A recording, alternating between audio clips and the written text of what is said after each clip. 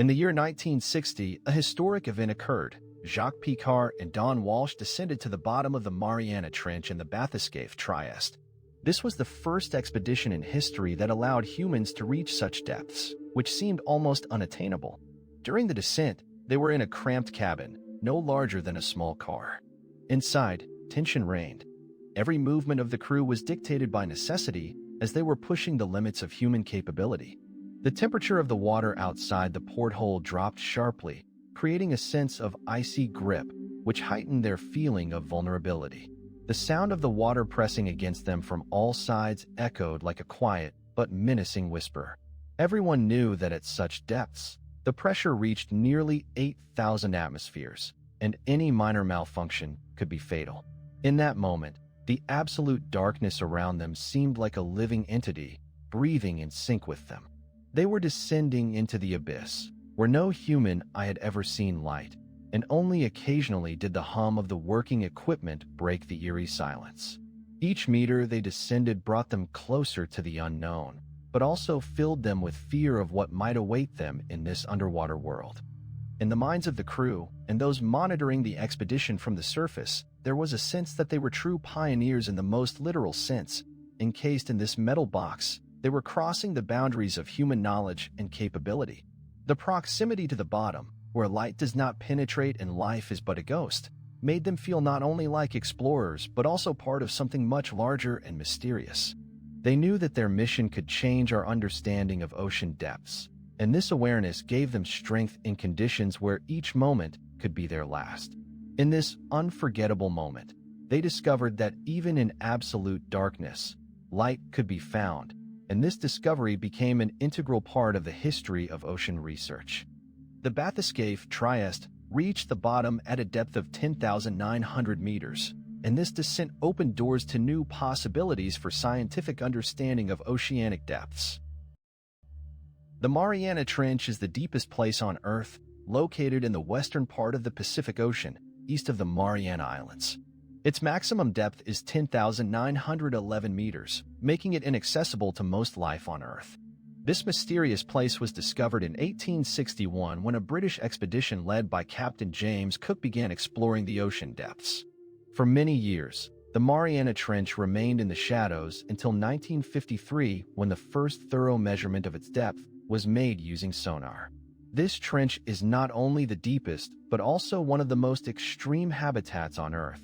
The pressure at the bottom reaches 800 atmospheres, and the water temperature fluctuates around 0 degrees Celsius.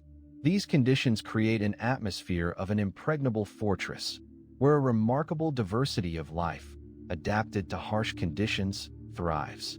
Research shows that even in such extreme conditions, organisms can survive, such as amphipods and bacteria that feed on organic matter falling from the ocean surface. The Mariana Trench remains one of the last frontiers for humanity, hiding numerous secrets and mysteries yet to be solved.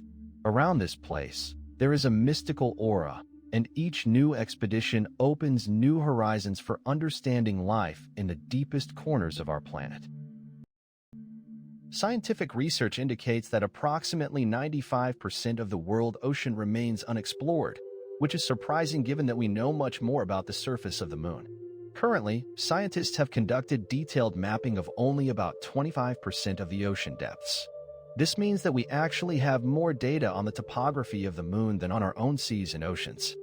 For instance, within the framework of the Deep Sea Map of the World program, launched in 2015, it is planned to create a full map of the ocean floor by 2030. However, as of today, only about 10% of the ocean depths have been explored using modern technologies. Despite having satellites capable of transmitting high-quality images of the moon and other planets, we still cannot precisely determine what lies beneath the waters that cover more than 70% of our planet. This contrasts with our impressive achievements in space exploration, where missions to Mars and Jupiter have become routine. Meanwhile, on Earth, we continue to face significant gaps in our knowledge of the biology, geology, and ecology of oceanic ecosystems. Experts assert that for a comprehensive understanding of these depths, we need to invest more in deep-sea exploration technologies to uncover the mysteries hidden in our own oceans. Considering that the ocean contains approximately 90% of all living biomass on the planet, its study could fundamentally alter our perception of ecosystems and resources available to humanity. Deep-sea ecosystems are unique biotopes that astound with their diversity and complexity. They are located at significant depths where the conditions of life differ from what we are accustomed to. The high pressure in these areas can reach more than 800 atmospheres, posing serious challenges for living organisms. In the absence of light, which does not penetrate to such depths, life has adapted to complete lack of photosynthesis. Instead, organisms have developed the ability to perform chemosynthetic metabolism, using chemical reactions to obtain energy. The water temperature at depth often drops to a few degrees above zero, requiring organisms to employ unusual thermoregulation mechanisms. These conditions create an atmosphere reminiscent of an alien world, where life takes forms that are difficult to imagine. Microorganisms, unaffected by sunlight, can form colonies on the wreckage of sunken ships or minerals, interacting with the environment in unusual ways. Most deep-sea ecosystems are far from human interference, allowing them to maintain their pristine state. However, despite their isolation, they are still subject to the influence of global changes such as climate change and ocean pollution. At the same time, their study opens up new horizons for science, helping us better understand how life can exist in conditions that we once considered impossible. Research indicates that these ecosystems may harbor unique biochemical compounds that could have significant implications for medicine and technology. Ultimately, deep-sea ecosystems are a mystery that requires further study to reveal all their secrets.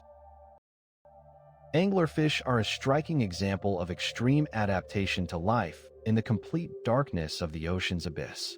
These creatures possess a unique bioluminescent lure that glows in the dark, attracting prey into their trap. This lure is a modified dorsal fin with a glowing organ at its tip. Anglerfish use this light to lure fish and other marine creatures into a false sense of security. Additionally, anglerfish have an enormous mouth that can open wide enough to swallow prey larger than themselves. This ability allows them to survive in environments where food is scarce. Male anglerfish are significantly smaller than females, illustrating a marked dimorphism. Males often do not exceed 10 centimeters in length, while females can reach up to a meter. Males, being much smaller than females, find a permanent place in the female's body, merging with her and becoming her lifelong partner. This unique behavior enables anglerfish to reproduce effectively in conditions where the chance of meeting a partner is extremely low. The diversity of forms and survival strategies among deep-sea anglerfish demonstrates how life can adapt to the most unfavorable conditions. Giant squids have become symbols of the mysterious depths of the ocean and the source of many maritime legends. The first evidence of their existence appeared in ancient times when sailors described giant creatures attacking their ships. These tales were often dismissed as myths, as no one could confirm their existence for centuries. It was not until the 19th century that scientists began to seriously study these remarkable animals, when remains of squids were found on the coast of New Zealand and Japan in the 1830s. However, despite this, studying giant squids remained a challenging task. Their natural habitat, deep ocean waters, is inaccessible to humans. It took decades for scientists to develop methods for observing these creatures in their natural environment. The first successful video recordings of live giant squids were made in 2010 by a Japanese team led by researcher Hiroyuki Arakawa, using special underwater cameras. These recordings confirmed that squids can reach lengths of up to 14 meters and possess unique camouflage abilities, making them true ghosts of the ocean depths. Hydrothermal vents, known as black smokers, are remarkable underwater formations that develop on the ocean floor, typically in the regions of mid-ocean ridges. These vents release hot, mineral-rich water, with temperatures that can reach up to 350 degrees Celsius. When the hot water reaches the surface, it encounters cold seawater, triggering a series of chemical reactions that result in the formation of various minerals, including sulfides, which give the vents their characteristic black color. Unique ecosystems form around these vents, relying on chemosynthetic bacteria that use the chemical energy released during the oxidation of hydrogen sulfide as a food source. These bacteria form the basis of the food chain, attracting a variety of marine organisms such as tube worms, crabs, and mollusks, which are concentrated in these oases of life.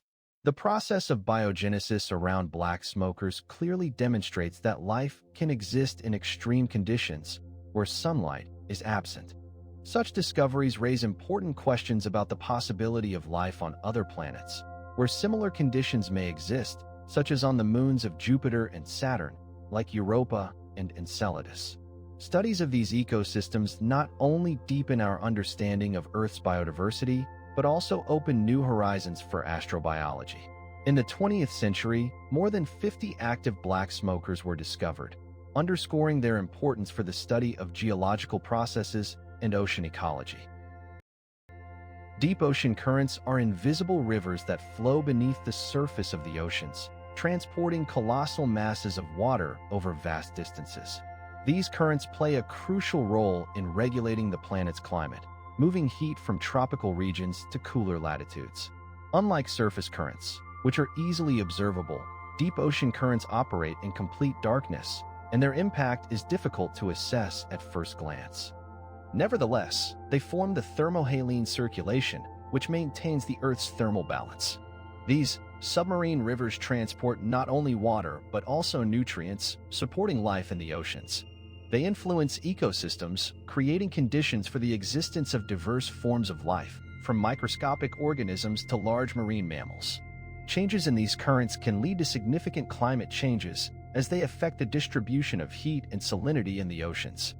For instance, if one of these currents slows down or changes direction, it can disrupt climate systems, which in turn can affect weather patterns in different regions of the planet. Scientific research indicates that deep ocean currents may be subject to climate change, which causes concern among climatologists and oceanographers. It is important to understand that these currents act as climate regulators, and their role in the global ecosystem cannot be underestimated. Recent studies have shown that changes in ocean surface temperature can influence deep currents, which in turn can lead to unpredictable consequences for the climate. These moving masses of water act like gigantic pumps, ensuring the necessary distribution of heat and nutrients. Deep ocean currents, like invisible threads, connect various ecosystems, promoting their interaction and resilience. The Gulf Stream is one of the most significant ocean currents, exerting a colossal influence on the climate of Europe. It originates in the Gulf of Mexico, where warm waters rise to the surface and, moving through the Florida Strait, flow into the Atlantic Ocean. The temperature of the Gulf Stream reaches 25 degrees Celsius, making it one of the warmest currents in the world. Its average speed is around 2.5 knots, and the volume of water it carries is 30 million cubic meters per second. This amount of water is sufficient to fill 600,000 Olympic swimming pools in a day. The Gulf Stream not only warms the climate on the western coast of Europe, but also contributes to the formation of a temperate climate in countries such as the United Kingdom and Norway. However, over time, various theories have emerged regarding the possible weakening or change in the direction of the Gulf Stream, especially in light of global warming. Scientists hypothesize that the rise in ocean temperature and the melting of Arctic ice could lead to changes in its stability, which in turn could affect the climate conditions in Europe.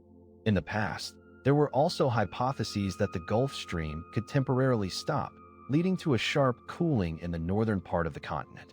For example, during the Younger Dryas period, approximately 12,000 years ago, changes in the currents resulted in significant climatic changes worldwide. It is important to note that any changes in the Gulf Stream could have far-reaching consequences for ecosystems, agriculture, and the economies of countries dependent on its warmth. Given its significance, scientists continue to conduct research to better understand its dynamics and possible future scenarios. The deep ocean current of the Southern Ocean, surrounding Antarctica, plays a critically important role in the global system of water circulation. Known as the Antarctic Circumpolar Current, this current is formed due to differences in water temperature and salinity, as well as wind patterns. It transports cold, oxygen-rich water from the coast of Antarctica towards the equator, facilitating vertical mixing of ocean layers.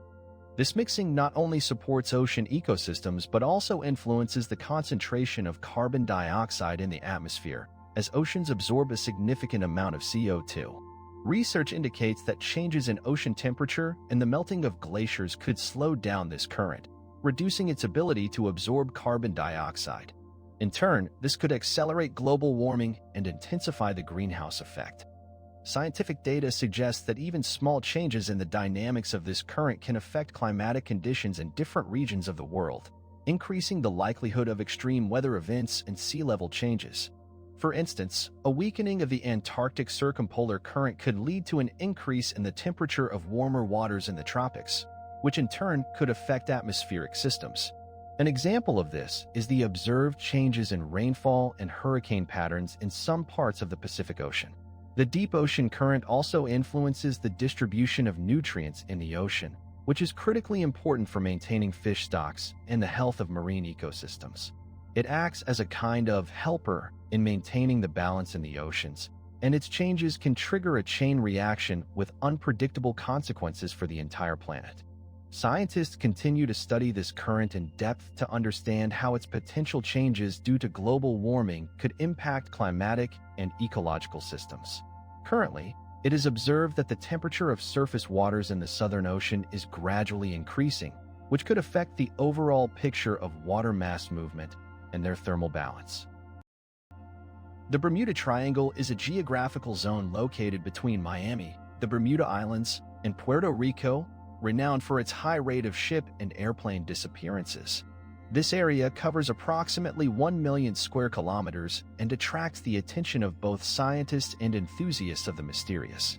According to various sources, over 1,000 cases of unexplained disappearances have been recorded, creating an aura of mystery and fear around the Bermuda Triangle. The region is known for unusual phenomena, such as sudden weather changes and strong ocean currents, which some researchers believe may be linked to the disappearances. Despite numerous theories, ranging from magnetic anomalies to extraterrestrial interference, no definitive explanation has been found for these incidents. The environment of the Bermuda Triangle includes both shallow waters and deep trenches, complicating navigation and increasing the risk for ships and aircraft. Legends and myths about this place only fuel interest in it, making it one of the most discussed and studied regions on the planet.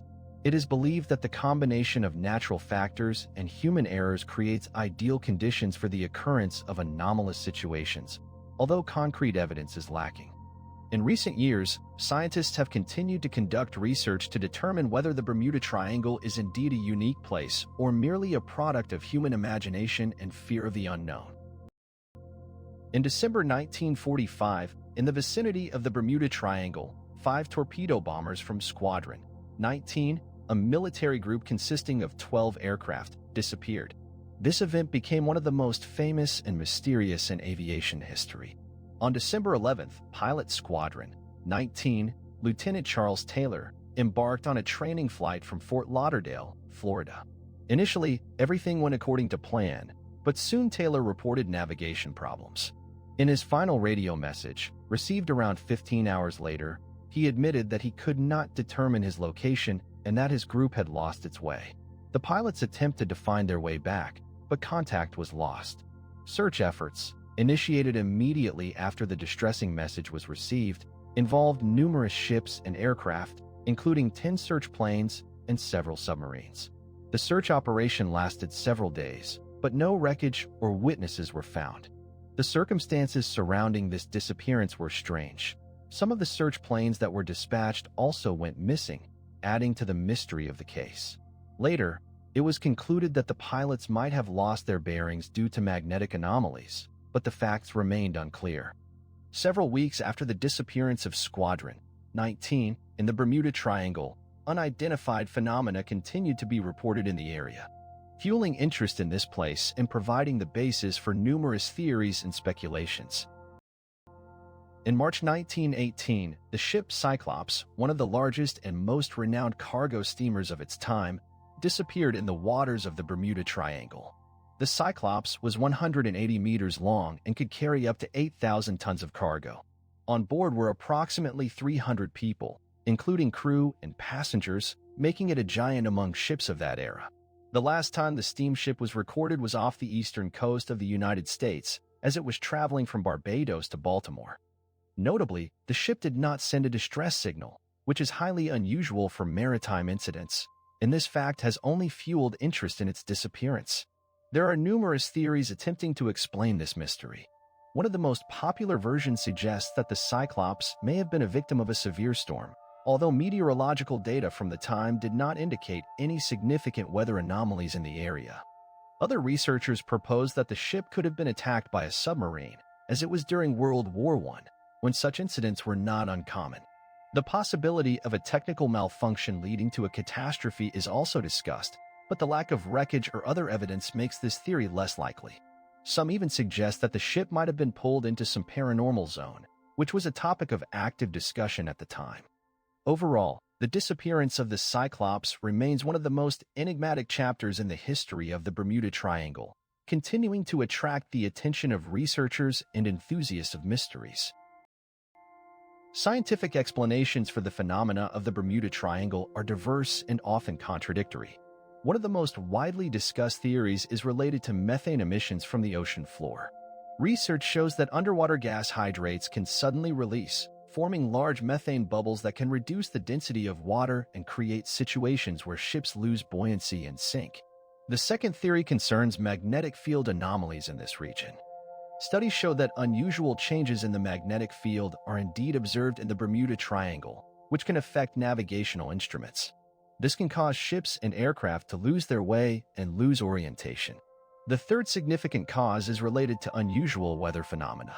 This area frequently experiences strong storms, hurricanes, and even waterspouts, which can suddenly appear and create dangerous conditions for ships and aircraft. The fourth theory relates to human factors. Many incidents in the Bermuda Triangle can be explained by navigation errors or poor conditions caused by insufficient crew training. For example, some researchers point out that experienced sailors and pilots, when faced with complex weather conditions, may make wrong decisions, leading to disasters. All these theories are supported by research and observations, but none of them provides a definitive answer to the mysteries of the Bermuda Triangle. In particular, in 2022, a group of scientists conducted an expedition during which they discovered anomalous concentrations of methane in certain parts of the ocean, further fueling interest in this phenomenon. Sea devil or dragon's hole. This term is used to refer to mysterious and dangerous oceanic phenomena associated with powerful whirlpools capable of drawing everything within their reach into their depths. These whirlpools can form due to various factors, such as changes in currents, collisions with underwater reefs, or extensive underwater mountain systems. The strength of these whirlpools is such that they can swallow ships, submarines, and even large marine animals, leaving behind only a mystery. In the maritime folklore of various cultures, there are frequent references to such phenomena, where sailors recount how their vessels would suddenly disappear into the watery abyss, as if taken by some supernatural force. These stories have given rise to a whole layer of mythology, where whirlpools are associated with the habitats of sea monsters or deities punishing human audacity. In some legends, these whirlpools are called gates to other worlds, adding an additional layer of mystique to these already enigmatic natural phenomena. It is believed that these whirlpools can have diameters ranging from several tens to hundreds of meters and form in open seas, creating conditions for the development of strong storms and dangerous waves. Objects caught in such whirlpools can be drawn to significant depths, where pressure and temperature can cause their destruction. The study of such phenomena continues to be a relevant task for scientists who are trying to understand the mechanisms of their formation and methods of preventing disasters associated with such natural anomalies. In particular, it is important to be aware that in the context of a changing climate, these whirlpools may become more active, requiring careful monitoring and analysis. Maelstrom is a famous whirlpool located off the coast of Norway, between the Lofoten Islands and the mainland. Its diameter is approximately 3 kilometers, and its depth can reach up to 25 meters. The intensity of this whirlpool varies depending on the tides, making it particularly active during strong tides when the current speed can reach up to 24 kilometers per hour. This natural phenomenon has attracted the attention of not only scientists but also writers, who have widely depicted it in literature. Edgar Allan Poe mentioned Maelstrom in his story, The Fall of the House of Usher, describing it as something terrifying and mysterious, capable of swallowing ships. Jules Verne also touched upon this topic in his novel 20,000 Leagues Under the Sea, where characters encounter a description of the power and danger of the whirlpool. This connection between literature and nature underscores how Maelstrom has become a symbol of the power and unpredictability of marine waters. It is important to note that local fishermen and sailors have always treated this place with respect and caution, recognizing its unpredictable nature and potential threat to ships. Naruto Whirlpool, located in a narrow strait between the islands of Awaji and Shikoku, is one of the most awe-inspiring natural phenomena in Japan. This whirlpool is formed by strong tides and currents that create powerful water flows in a confined space, resulting in the formation of vortices with diameters up to 20 meters. The speed of the current in the whirlpool can reach up to 9 meters per second, making it one of the fastest in the world. Interestingly, the strength of the whirlpool is influenced by lunar cycles. The most powerful vortices are observed during full moons and new moons, when the gravitational influence of the moon is at its maximum. The cultural significance of the Naruto Whirlpool for the Japanese is great. In ancient times, it was considered the dwelling place of the sea god, which brought good fortune to those who crossed the strait. Local legends claim that the whirlpool can drag the souls of those who do not respect the power of nature into its depths.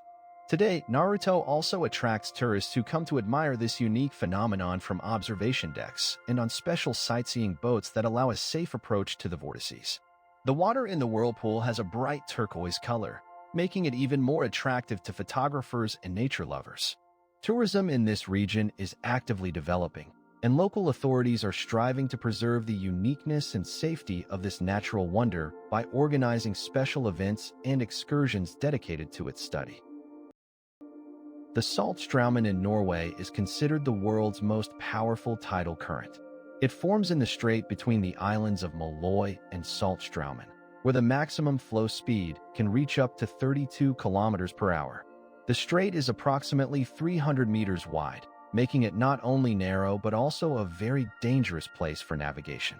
Saltstraumen exhibits a unique periodicity. The direction of the flow changes twice a day, which is related to the tides caused by the gravitational influence of the moon and the sun. This phenomenon is not only impressive in its power, but also plays a significant role in the region's ecosystem. Strong currents help mix the water, increasing the oxygen content and creating ideal conditions for the growth of plankton, which is the base of the food chain. The fish stocks in these waters significantly increase due to the attraction of various species such as cod and herring, making Saltstraumen a popular place for fishing. Local fishermen know that at certain times, when the current reaches its maximum strength, the catches can be particularly abundant. Beneath the water lie not only ships and treasures, but entire cities that once flourished and are now submerged. Sunken civilizations, swallowed by waves, represent an invisible layer of history that intrigues archaeologists and historians. These underwater settlements can reveal insights into the lives of people, their culture, daily life, and technologies used in the distant past. Each submerged city is like a book, with its pages soaked in water, and access to knowledge about it requires special skills and equipment. Researching such places can open new horizons in understanding the evolution of human society, migrations of peoples, and the impact of the environment on the development of civilizations. These submerged territories often hide artifacts that can change our understanding of the time and space in which their inhabitants lived. For instance, in the waters, one might find remnants of buildings that once served as homes, storages, or temples. Archaeologists sometimes discover everyday objects that provide a glimpse into what daily life was like in those places. Exploring sunken cities raises many questions. What were the causes of their submersion? Were they natural disasters like earthquakes or floods, or were they the result of human activity? These mysteries of the underwater world beckon researchers, opening new avenues for scientific discoveries. As a result, sunken cities become not only objects of archaeological research but also symbols of the vulnerability of human achievements in the face of nature, demonstrating how fragile civilization is. It is important to note that each such site is a potential source of information that can significantly enrich our knowledge of the past. In this context, the study of submerged civilizations becomes a true adventure, filled with discoveries and unexpected finds that can change our perception of history. Pavlopetri, a sunken city located off the coast of Greece, is considered one of the oldest known underwater settlements, with an age of approximately 5,000 years. Archaeologists have discovered a well-preserved city plan in Pavlopetri, which allows us to reconstruct the urban structure of that era. The streets intersect at right angles, and the remains of buildings indicate the presence of residential and public spaces, including possible temples and storage facilities. This creates a unique picture of the life of the ancient inhabitants. Researchers have found numerous artifacts in Pavlopetri, including pottery, tools, and even furniture elements, providing insights into the lifestyle and culture of the population. However, the main question remains, what caused the city to be submerged? There are several theories. One suggests that powerful earthquakes could have triggered underwater landslides, leading to the flooding of the area. Other researchers propose that gradual sea level rise, possibly due to global warming, also played a role in the disappearance of Pavlopetri. This mystery continues to attract the attention of scientists who are trying to determine how exactly the city ended up underwater and how this event affected neighboring settlements. It is worth noting that Pavlopetri is not only of archaeological interest, but also serves as a valuable source of information about the climate changes that occurred in the region. On the coast of Japan lies the mysterious underwater city of Yonaguni, which attracts the attention of researchers and tourists with its unusual architecture. Structures found on the seabed have characteristic straight angles, step platforms, and large blocks, which have sparked debates about their origin. Proponents of the theory of artificial origin argue that such forms could have been created by ancient people who used these constructions for their needs. They point to the presence of indentations and platforms that, in their opinion, could have served as foundations for buildings or ritual sites. They believe that the size and shape of these objects are too regular to be the result of natural processes. On the other hand, geologists maintain that these structures are the result of natural erosion of rock formations, under the influence of ocean currents and other natural factors. They explain that regular shapes can appear as a result of the long-term influence of water and wind on soft rocks, leading to the formation of such unusual structures. The debate continues, and each side presents its evidence, making Yonaguni not only an object of underwater research but also a significant place in discussions about the interaction between humans and nature. As a result of research at depths of more than 20 meters, stone formations were found that visually resemble stairs and platforms, further fueling interest in this topic. In the early 2000s, a group of archaeologists led by Frank Gaudio made a sensational discovery. They found the submerged city of Heraklion, also known as Thonis, in the region of the Nile's estuary. This port city was a significant trading center in ancient Egypt and was considered a place where gods met with humans. The archaeologists discovered preserved monuments and temples that are impressive in their scale and architectural design.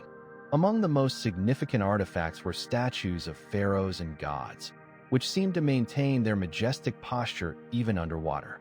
Among the finds were also sunken ships that may have been used for trade with other civilizations.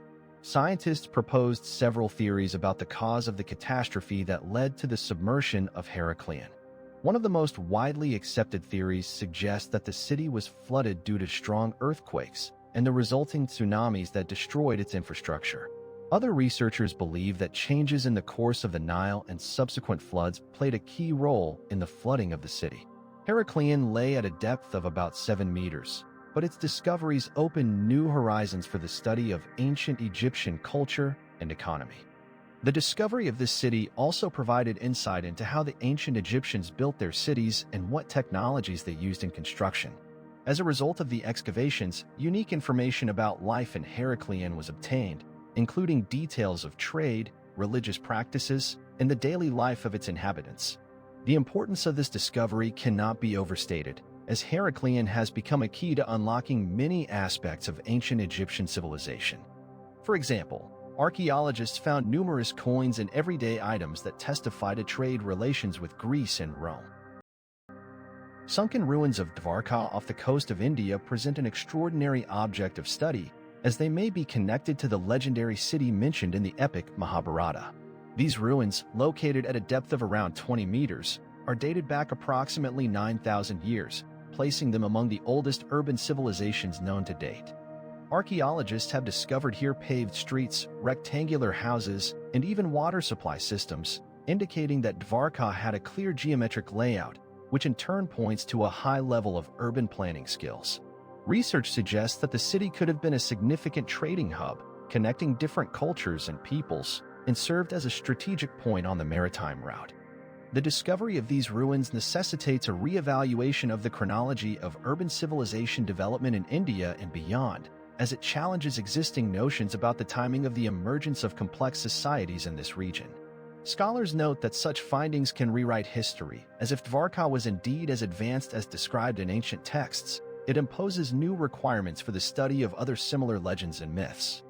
A significant aspect is that Dvarka is considered the place where Lord Krishna ruled, adding another layer of importance to these findings in the context of Indian mythology and culture.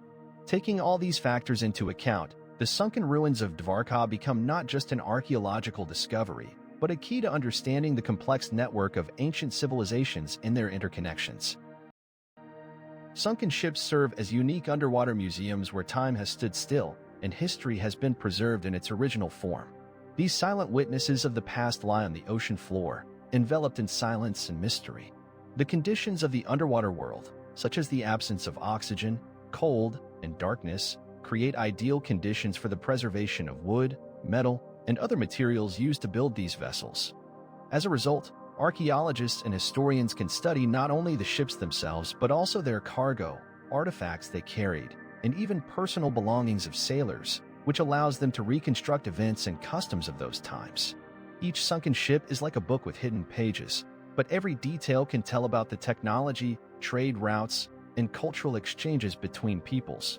For instance, studying the construction of ships can provide insights into the navigational skills and technologies available during a particular period. Moreover, such discoveries can shed light on the social and economic connections between different civilizations that use the same trade routes. Sunken ships often become the focus of intensive research, where each find is a crucial piece of the historical puzzle that helps to recreate the scenes of the past.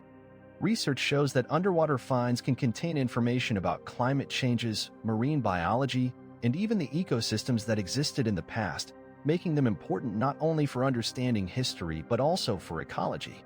These underwater museums, filled with mysteries and discoveries, continue to attract the attention of researchers, each hoping to find the key to solving another enigma of humanity. In such conditions, sunken ships become not just objects of study, but true time ports that hold within them numerous unsolved stories. The sunken Titanic lies at a depth of around 13,000 meters on the floor of the Atlantic Ocean, and its condition is causing concern among historians and researchers. The ship is undergoing destructive processes due to the action of bacteria that feed on iron and create corrosive formations known as bacterial colonies. These microorganisms gradually destroy the metallic structures, and it is estimated that the Titanic may disappear completely by the middle of the 21st century. In 1985, Robert Ballard and his team conducted the first successful expedition to locate the ship, using submersibles and specialized technologies such as sonar. They took several historic photographs that shocked the world and reignited interest in the tragedy. Since then, numerous expeditions have been undertaken, during which personal belongings of passengers, such as clothing and household items, as well as parts of the ship, including the famous staircase and a massive pipe, have been found.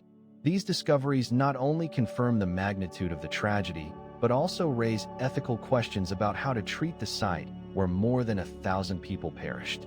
Some researchers and activists advocate for preserving the Titanic as a maritime memorial, arguing that this place should be protected from further interventions and should not become a commercial exploitation site.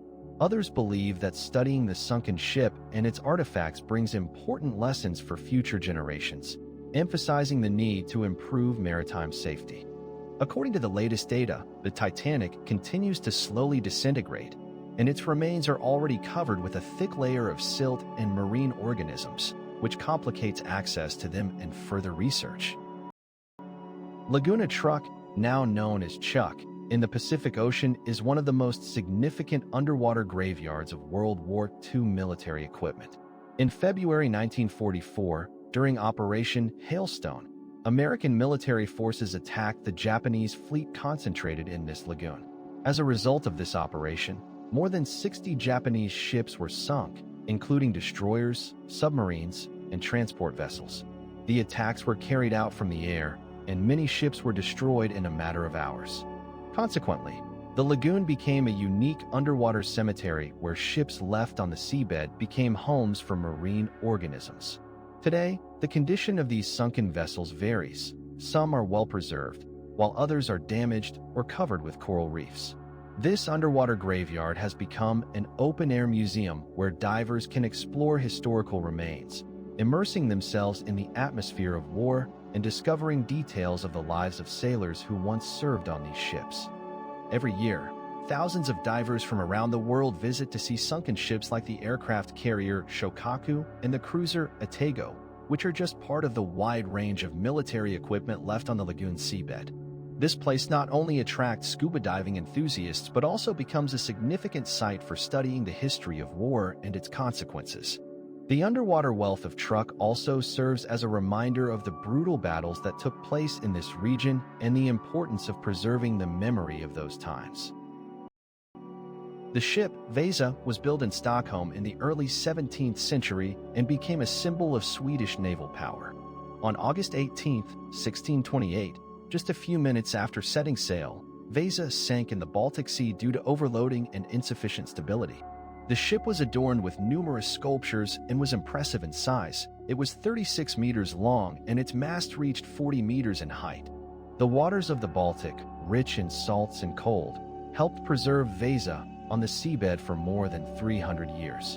In 1961, Swedish specialists began a complex process of raising the ship, which took nearly 3 years. A system of special air-filled cells was used to attach to the hull of Vasa. As a result, more than 90% of the original wood was raised. After being raised, the ship was placed in a special museum, where a lengthy process of conservation began. A unique technology, utilizing freezing and treating the wood with special solutions, allowed the artifact to be preserved in ideal condition. 80% of the original materials of Vasa were preserved due to the ideal conditions underwater and modern conservation methods, making this ship not only an outstanding example of maritime art, but also a significant historical monument. The Antikythera shipwreck is one of the most significant discoveries in the history of underwater archaeology. In 1900, a group of divers exploring the underwater depths near the Greek island of Antikythera encountered the remains of an ancient Greek ship that had sunk in the 1st century BC. The discovery turned out to be a treasure trove. Among the cargo were statues, coins, ceramics, and other artifacts that testified to the high level of trade and culture of that time. Among the most notable finds was the Antikythera mechanism, a device considered the first analog computer in history. This mechanism, consisting of a complex system of gears, was used for calculating astronomical positions and predicting solar and lunar eclipses. Archaeologists and historians long debated the level of technological advancement of the ancient Greeks, and the discovery of this mechanism fundamentally changed our understanding of scientific achievements in the ancient world. The sensational finds, including mechanisms that could calculate planetary positions, challenged the notion that ancient civilizations were primitive in their approach to science and technology. Research based on the recovered artifacts revealed that the ancient Greeks possessed knowledge that was lost for many centuries and was only rediscovered during the Renaissance. 86 bronze and marble statues found at the site of the shipwreck confirm the high artistic and technological skills of the ancient Greeks, while the discovery of more than 3,000 coins illustrates the developed trade and connections between various regions of the Mediterranean. These artifacts not only help us understand how ancient people lived, but also open new horizons for research into cultural exchange, technology, and the economy of that time. Ghost ships, a captivating element of maritime folklore that has enchanted the imagination of sailors for centuries. These tales of vessels sailing without a crew evoke both fear and awe, creating an atmosphere of mystery and uncertainty. There are numerous accounts of such ships appearing on the horizon, illuminated by moonlight, leaving behind a trail of mist that adds to their eerie allure. But what lies behind these stories? Firstly, they reflect the fears and anxieties of sailors who encounter the unpredictability of the ocean. Rough seas, brutal storms, and uncharted waters instill a sense of vulnerability in people, and it is this feeling that finds expression in the legends of phantom ships, which seemingly defy the laws of nature. Secondly, these legends serve as a reminder of how easily one can disappear into the vast expanses, becoming a victim of the elements. Ghost ships also symbolize the indissoluble bond between life and death at sea, where each voyage can be the last. They evoke a sense of incompleteness and warn against excessive confidence, emphasizing that even the most experienced captains can face unknown dangers. In the cultures of different peoples, such stories have their unique characteristics, but all share a common thread: fear of the unknown. Remarkably, many of these legends date back to ancient times, when sailors, lacking scientific explanations for their observations, created myths to justify their fears. For instance, some sailors believed that ghost ships were the souls of the dead who had not found rest, continuing to wander the seas in search of solace. These motifs are reflected in literature and art, where phantom ships become metaphors for loss and regret, further reinforcing their cultural significance. Maritime legends of ghosts serve not only as entertaining tales, but also as a profound exploration of human nature and our relationship with nature.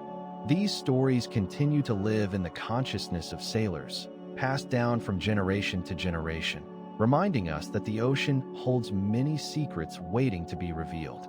In some cases, these legends also form the basis for maritime rituals designed to protect sailors from encounters with the unknown and ominous. The Flying Dutchman is an archetypal ghost ship that has become a symbol of eternal damnation and mad sailing. The legend dates back to the 17th century when sailors began to tell tales of a mysterious ship that never reaches its destination. One of the most famous versions is the story of Captain van der Decken, who, according to the tales, challenged a storm and, refusing to submit to the will of the heavens, made a pact with the devil. As a result of this rebellion, he and his crew were condemned to eternal wandering at sea, unable to return to land. Over the centuries, numerous accounts of encounters with the Flying Dutchman have emerged. Sailors reported seeing the spectral ship appearing in mist or storms, often foreshadowing disaster. These stories have been reflected in literature, music, and cinema, from Heinrich Heine's plays to Wagner's opera and films like Pirates of the Caribbean. The Flying Dutchman has become a symbol of maritime delusions and fears, embodying the unknown depths that have always drawn sailors. Additionally, in various cultures, similar stories of cursed ships can be found, indicating the universality of the fear of the unknown and evil. The story of the Mary Celeste begins in November 1872, when an American ship was found adrift in the Atlantic Ocean without a crew, but in perfect condition. The vessel was discovered by the brig de Grasse, which spotted Mary Celeste drifting off the coast of the Azores. When the crew of de Grasse boarded the ship, they were astonished to find the ship's interior in immaculate order.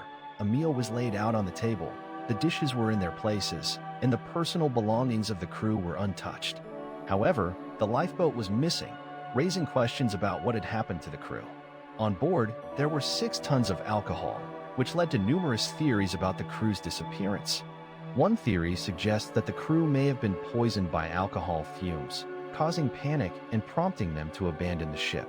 Other researchers proposed that pirates might have attacked Mary Celeste, but the lack of signs of struggle or theft casts doubt on this theory. Additionally, hypotheses were put forward that the crew could have been taken by a hurricane or other natural disasters, forcing them to leave the ship. It is worth noting that none of these theories provided a definitive explanation for the crew's disappearance, and the mystery of Mary Celeste remains one of the most intriguing in maritime history. There were no signs of struggle on board, and the ship continued to drift without a helm. In 1921, off the coast of North Carolina, a schooner named Carol A. Deering was discovered, adding another mystery to the annals of maritime history. The last known contact with the vessel occurred in January of that year, when the crew set sail from Virginia. Soon after, the captain received reports of a severe storm, and that was the last information about the ship. When Carol A. Deering was found, it was in a state of extreme disrepair. The masts were broken, the sails were torn, and there was no one on board. This discovery sparked a massive investigation involving both local authorities and the U.S. government. Marine Investigation Services proposed several theories about the fate of the crew. One of the most popular theories involved a mutiny. Some researchers believed that the sailors might have revolted against the captain and abandoned the ship. Others suggested piracy, claiming that the schooner could have been a victim of sea pirates. However, the mystery of Carol A. Deering did not stop at these theories. Some researchers even linked the crew's disappearance to the legends of the Bermuda Triangle, suggesting that the ship might have entered a zone of anomalous phenomena where unexplained disappearances occur. Witnesses were interviewed during the investigation, claiming to have seen strange lights in the sky the night before the disappearance, adding further intrigue to the case. Despite all efforts, it was never determined what happened to the crew of Carol A. Deering, and this case became one of the most discussed maritime mysteries of the 20th century. That same year, several personal items belonging to the crew were found on the shore, but no specific evidence was discovered that could clarify the situation.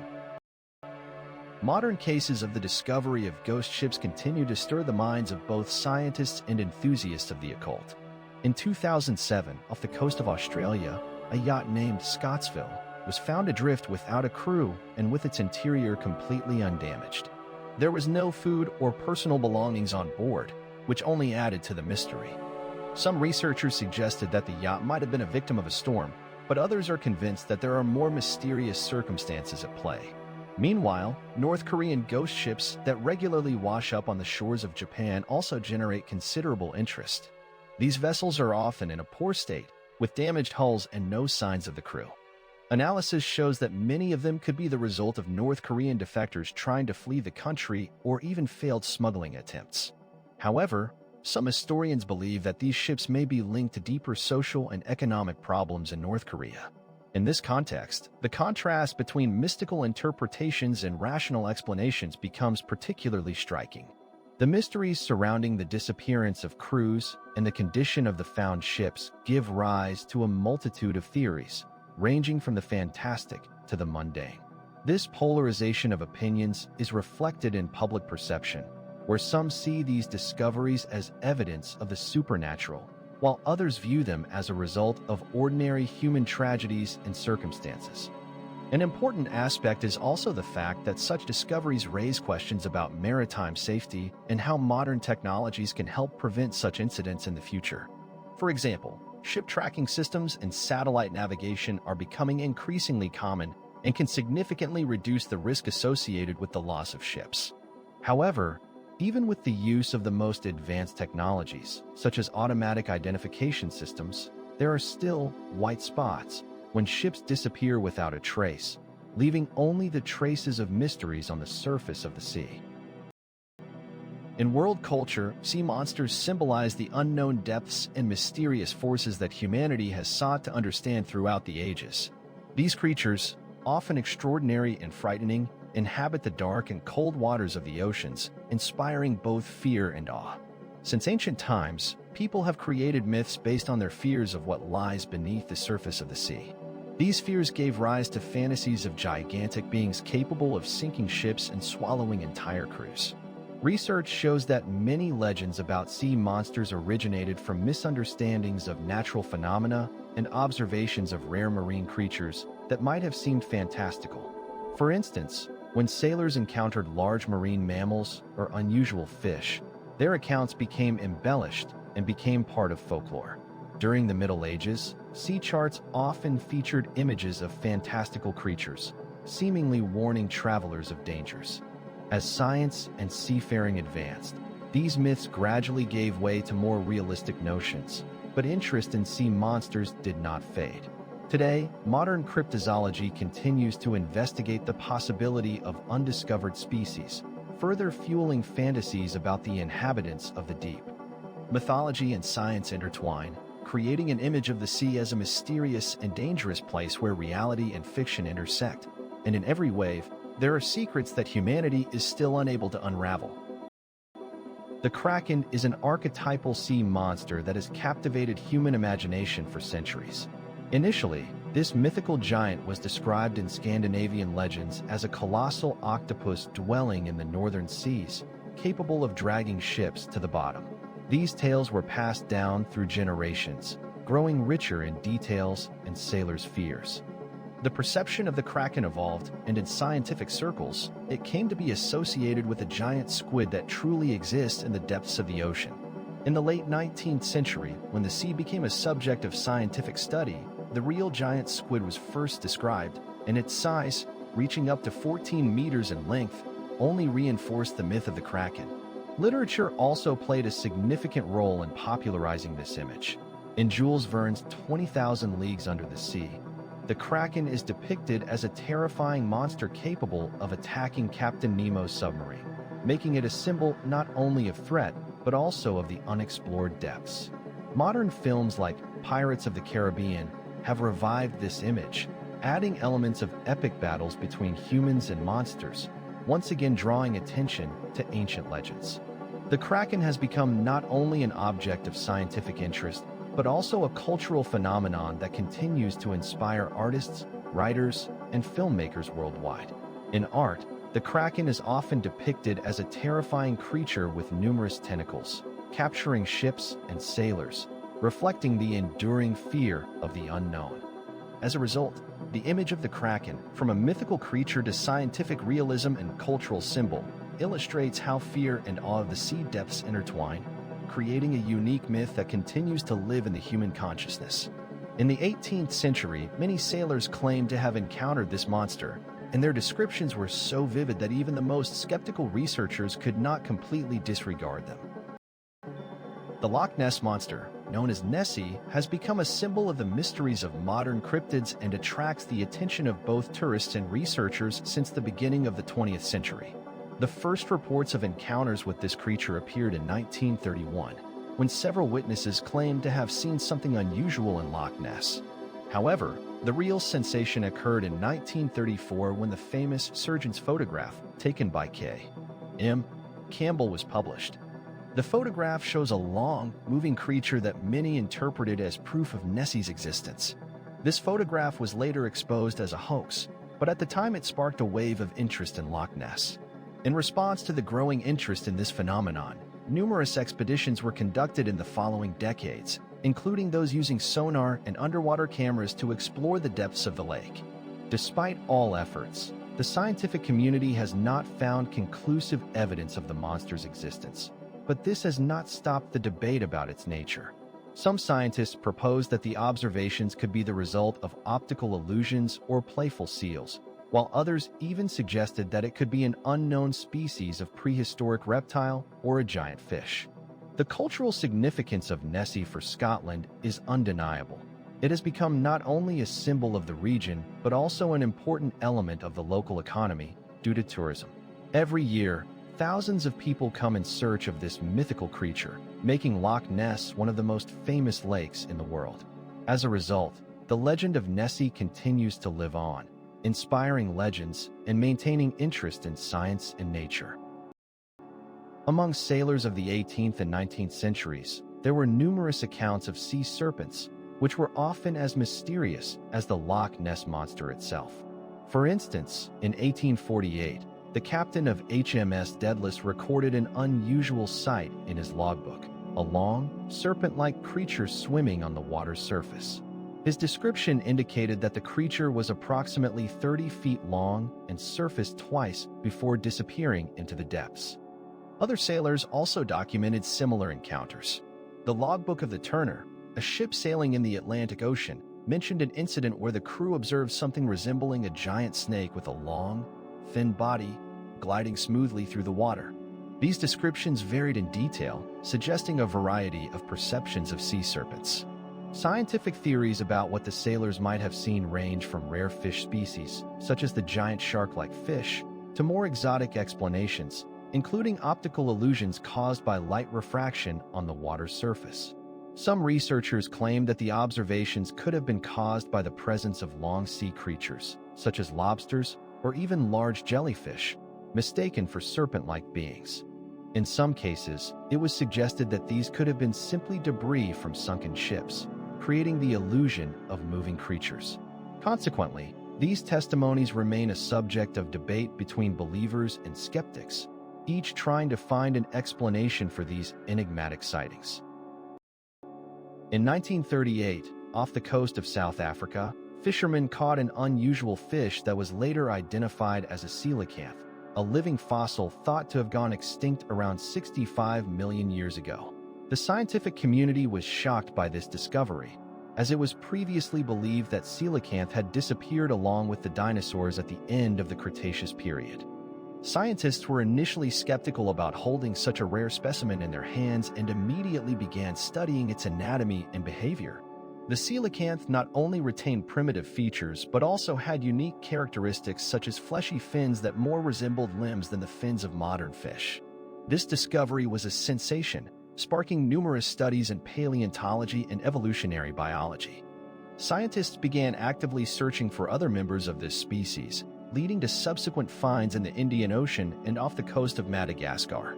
The discovery of the coelacanth reminded us that oceans may harbor many undiscovered species, and that even in our modern world, there are creatures that can fundamentally change our understanding of biological diversity. Research on the coelacanth has led to a new understanding of evolution and adaptation to the environment, opening doors to new questions about which other living fossils might be hiding in the depths of the ocean. As a result, the coelacanth has become a symbol of hope for paleontologists and biologists striving to unravel the mysteries that still lie in the depths of the seas. Modern technologies, such as genetic analysis and underwater research, enable scientists to delve deeper into the study of these enigmatic inhabitants.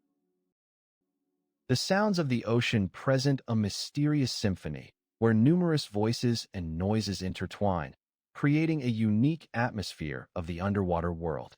From the rhythmic rustling of the waves crashing onto the shore to the deep and melodic cries of whales, each sound event in the ocean fills the space with its individuality. These sounds serve not only as a means of communication for marine inhabitants, but also shape a complex ecosystem where each echo brings the depths to life. Hydrophones placed in various corners of the planet record not only familiar sounds, but also unexplained sound phenomena that may result from the interaction of various organisms or even geological processes. These recordings become genuine windows into a world where humans cannot always see but can hear. In some cases, ocean sounds can serve as indicators of climate or ecological changes, and their analysis helps scientists understand the intricate relationships of marine life. Unlike the familiar world where sounds often have clear sources, underwater sounds can be elusive and mysterious. Each new discovery in this field adds another brushstroke to the picture of the ocean's soundscape, which remains an inexhaustible source of knowledge and inspiration. For example, studying sound waves in certain zones can reveal information about the migration routes of marine mammals or even the location of underwater volcanoes. Barda's noise is an inexplicable acoustic phenomenon that was recorded in 1997. This sound became known for its unique characteristics. It had an exceptionally low frequency, around 10 Hz, and an enormous amplitude, making it audible over thousands of kilometers. Geographically, the noise was recorded in the southern part of the Pacific Ocean, in an area between New Zealand and the islands of the Pacific. The sound waves emanating from this phenomenon were so powerful that they could cross the ocean, reaching monitoring stations located at significant distances. Scientists have proposed various theories about its origin. Some researchers suggested that it might be related to biological sources, such as an unknown type of whale that produces similar sounds. Others hypothesized that the noise could have originated from geological processes, such as an underwater volcanic eruption that could have caused powerful vibrations in the water. These theories continue to spark debate among scientists, as the exact origin of Barda's noise remains a mystery despite numerous studies and attempts to explain it.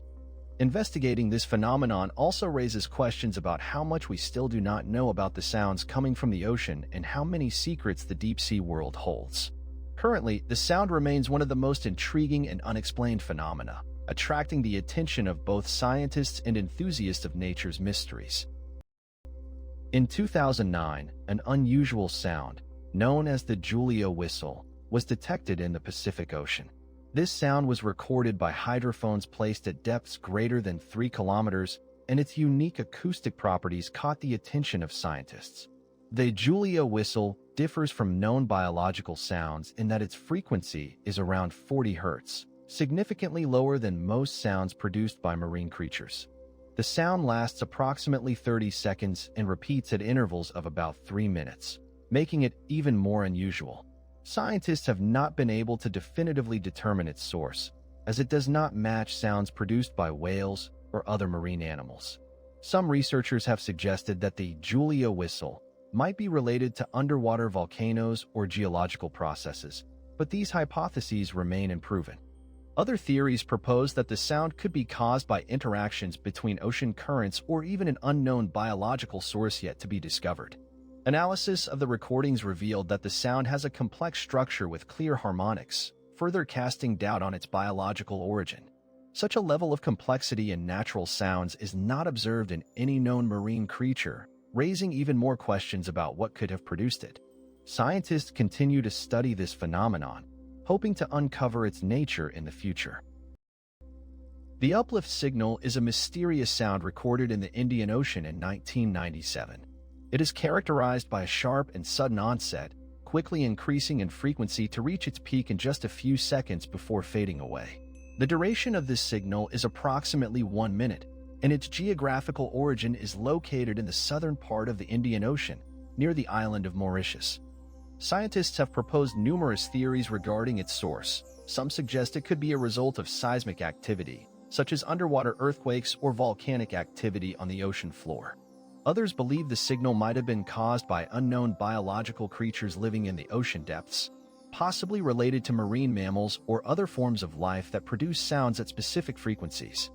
Some theories even link it to possible phenomena associated with changes in climatic conditions or underwater geological processes. Research continues, and to this day, there is no definitive answer to what exactly caused this unique sound, which remains one of the greatest mysteries in oceanography. It is worth noting that signals like uplift can provide valuable information about the state of marine ecosystems and how they respond to changes in their environment. Biosonar communication of humpback whales is one of the most fascinating and complex aspects of their behavior. These marine giants are renowned for their long and melodic songs, which can last up to half an hour and consist of numerous repeated phrases. The songs of humpback whales are not identical. Different populations have their own unique dialects. For instance, whales living in the Pacific Ocean have melodies distinct from those of whales in the Atlantic. These dialects can change over time. Researchers note that melodies become more complex, incorporating new elements as they are passed down between generations. The range of sound propagation underwater by humpback whales can reach several thousand kilometers, allowing them to communicate over long distances. This phenomenon is due to the fact that sound waves travel much more efficiently underwater than in air, enabling interaction between whales that are far apart. There are several theories about the functions of these vocalizations. Some scientists suggest that songs play a crucial role in courtship rituals, helping males attract females, while others believe they serve as a means of transmitting cultural information and social interaction among groups. For example, young whales can learn from older ones, memorizing and adopting melodies, which indicates the presence of a kind of whale culture. These aspects of biosonar communication highlight not only the complexity of humpback whale behavior, but also their ability for social interaction and learning. Research continues, and scientists are still trying to unravel all the mysteries of these magnificent creatures. Deep-sea anomalies represent one of the most mysterious and intriguing topics in oceanography and biology. Modern instruments record inexplicable phenomena at depths where human understanding and technology have yet to reach. These anomalies can take many forms, from strange sounds detected by hydrophones to unclear glowing objects appearing on the screens of submersibles. Scientific research shows that many of these observations remain unexplained, giving rise to numerous hypotheses and speculations. Scientists suspect that these phenomena may be caused by unknown organisms or physical processes about which we can only conjecture. It is interesting to note that some of these anomalies are linked to changes in the ecosystems of deep seas, opening new avenues for research. For instance, mass migrations of unknown creatures are sometimes observed, raising questions about how they adapt to extreme conditions. There are even theories that these anomalies could be related to the activity of underwater volcanoes or tectonic processes, but no single explanation can fully account for the complexity of the observed phenomena.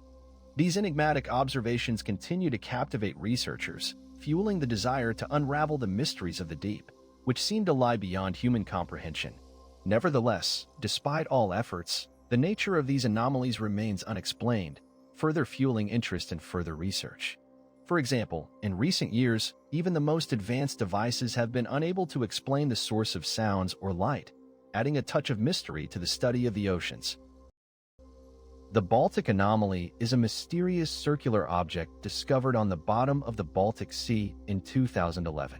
Its dimensions are approximately 100 meters in diameter, making it substantial enough for underwater research. The appearance of the anomaly resembles the Death Star from Star Wars. A smooth surface, indentations, and strange geometric shapes give it an artificial feel.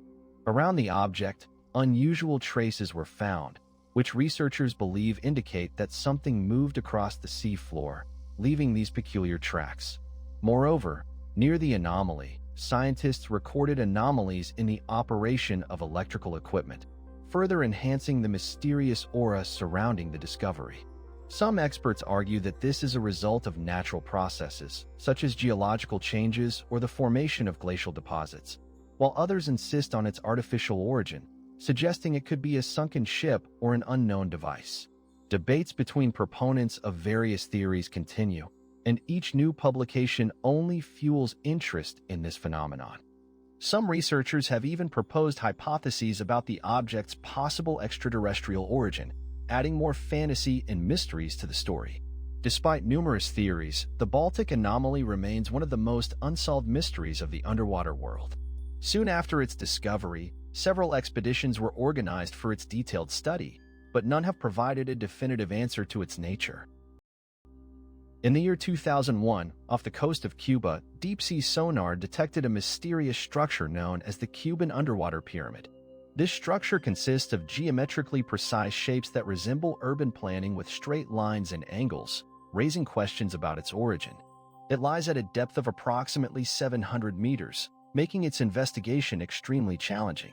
Scientists suggest that if these structures are artificial, their age could be several thousand years, although precise data is lacking. The political situation in Cuba also poses obstacles to deep research, as access to the area where the pyramid was found is restricted. Scientific debates about the nature of these formations continue. Some researchers believe they are the result of natural geological processes, while others see them as ruins of an ancient civilization. It is important to note that none of the theories have been definitively proven, and currently, questions remain about the role these structures may have played in human history. 80% of the area where the pyramid is located remains unexplored, leaving room for future discoveries and hypotheses. Amazing Japanese underwater monuments near the island of Yonaguni attract the attention of researchers and tourists with their mysterious origins. These structures consist of extensive stone formations with right angles and stepped shapes, reminiscent of the remains of ancient buildings. Some scientists point to the presence of presumed columns and platforms, giving the impression that a city once stood here. Geologists believe these formations were created through natural erosion of sandstone caused by ocean currents and earthquakes. However, archaeologists dispute this view, arguing that the form and arrangement of these structures are too perfect for accidental formation. They suggest that the monuments could be remnants of an ancient civilization that existed here between 10 and 12,000 years ago. Comparing these underwater formations with other known megalithic structures, such as the pyramids in Egypt or Stonehenge in England, raises intriguing questions about the possibility of global maritime cultures. The water depths around the island remain largely unexplored, opening new horizons for research and understanding of human history. These structural features, such as clear lines and angles, evoke associations with artificial origins, but the lack of clear evidence continues to fuel debate among scientists. Currently, there is no unified viewpoint, and many facts remain only hypotheses awaiting confirmation. Research continues, and each new discovery could change our understanding of underwater archaeology. Doggerland, the submerged Mesolithic land known as Doggerland, once connected Britain to the continental Europe. This territory served as a land bridge for 6,500 years, allowing people and animals to freely move between the two lands. Archaeologists have found numerous tools and animal remains entangled in fishing nets, indicating that the inhabitants of Doggerland were actively engaged in hunting and fishing. Geological and paleobotanical studies have revealed that the region in the Mesolithic period had a diverse landscape with forests, lakes, and wetlands. Scientists have reconstructed the climate conditions of that time, determining that the temperature in Doggerland was significantly higher than it is now, which contributed to the flourishing of flora and fauna. However, with the end of the last ice age, the sea level began to rise, and gradually this land became submerged. By around 6,000 years ago, most of Doggerland was already underwater, with only small areas remaining above the surface. This submersion led to the disappearance of many settlements and ecosystems that once thrived, leaving behind only enigmatic traces in the form of underwater finds. One of the most striking examples is the discovery of ancient stone tools found on the bottom of the North Sea, indicating that this region was a significant center of life for Mesolithic people. Additionally, remains of ancient animals such as mammoths and deer have been found, confirming the presence of a diverse ecosystem. The study of Doggerland is important for understanding its role in human migration, making this territory crucial for understanding human history in Europe. It is worth noting that scientists continue their searches, and each new discovery can provide more information about life in this submerged region. In the year 2020, underwater archaeologists conducted an expedition in this area and discovered new artifacts that further clarified the timeline and conditions of Doggerland's existence. Oceanic trenches and chasms are fascinating and mysterious formations on the ocean floor that abruptly plunge into the abyss, giving the impression that the waters of the ocean may conceal many secrets. These natural phenomena arouse both scientific curiosity and a sense of awe, prompting researchers to ponder their origins and formation mechanisms. Some of them reach depths of more than 10 kilometers, making them the deepest points on the planet where human understanding is still incomplete. Oceanographers and geologists enthusiastically study these trenches, trying to understand how they formed. Through tectonic processes, landslides on underwater slopes, or other geological phenomena. These places often become the subjects of myths and legends, as their bottomless depths may hide not only unique ecosystems but also remnants of ancient civilizations or sunken ships. Some scientists propose theories that these trenches could serve as sites for the formation of new life forms adapted to extreme conditions, while others highlight the possibility of rare minerals and resources in such places that could become the focus of future technologies. Most importantly, these oceanic trenches contain numerous questions that remain unanswered, and their study continues to generate lively interest among scientists and researchers. Each new fact about the nature of these formations opens new horizons for understanding not only the oceans but also the Earth itself. Deep within the ocean, far from human eyes, lie unsolved mysteries that could reshape our understanding of the world. The Great Blue Hole off the coast of Belize is a submerged limestone sinkhole formed during the last ice age due to fluctuations in sea level. The diameter of this sinkhole is 318 meters, and its depth reaches 124 meters. The unique dark blue hue of the Great Blue Hole stands out against the vibrant turquoise waters of the Caribbean Sea, creating a mesmerizing contrast that draws numerous tourists and divers. The stratification of water in this sinkhole is a fascinating phenomenon. The oxygen content varies at different depths, creating unique conditions for various marine organisms to thrive. In the upper layers, one can find fish and corals, while at greater depths, more rare creatures such as sharks and sea turtles inhabit the area. The Great Blue Hole was inscribed on the UNESCO World Heritage List due to its ecological significance and unique natural beauty, making it not only a subject of scientific interest but also a true mecca for divers from around the world. Diving here offers a unique experience, allowing one to immerse oneself in a world where the history of the Earth intersects with the extraordinary marine biodiversity, and each dive becomes an adventure into the unknown. The Blue Hole of Dahab, located on the coast of Egypt in the Red Sea, is renowned for its ominous reputation as the killer hole. This underwater cave attracts divers from around the world, yet it is not without risk. Throughout its history, it has claimed the lives of numerous divers, making it one of the most dangerous diving spots. The structure of the Blue Hole is complex and mysterious. At a depth of 52 to 55 meters lies an underwater archway that can trap inexperienced divers. Dangerous currents in the area add to the difficulties, pushing divers to unpredictable depths. The issue of nitrogen narcosis is acute. At great depths, divers may lose the ability to assess the situation accurately, leading to tragic consequences. High qualifications are not just a recommendation but a necessity for divers here. Those wishing to explore this beauty must be prepared for extreme conditions, able to control their breathing, and follow strict safety rules.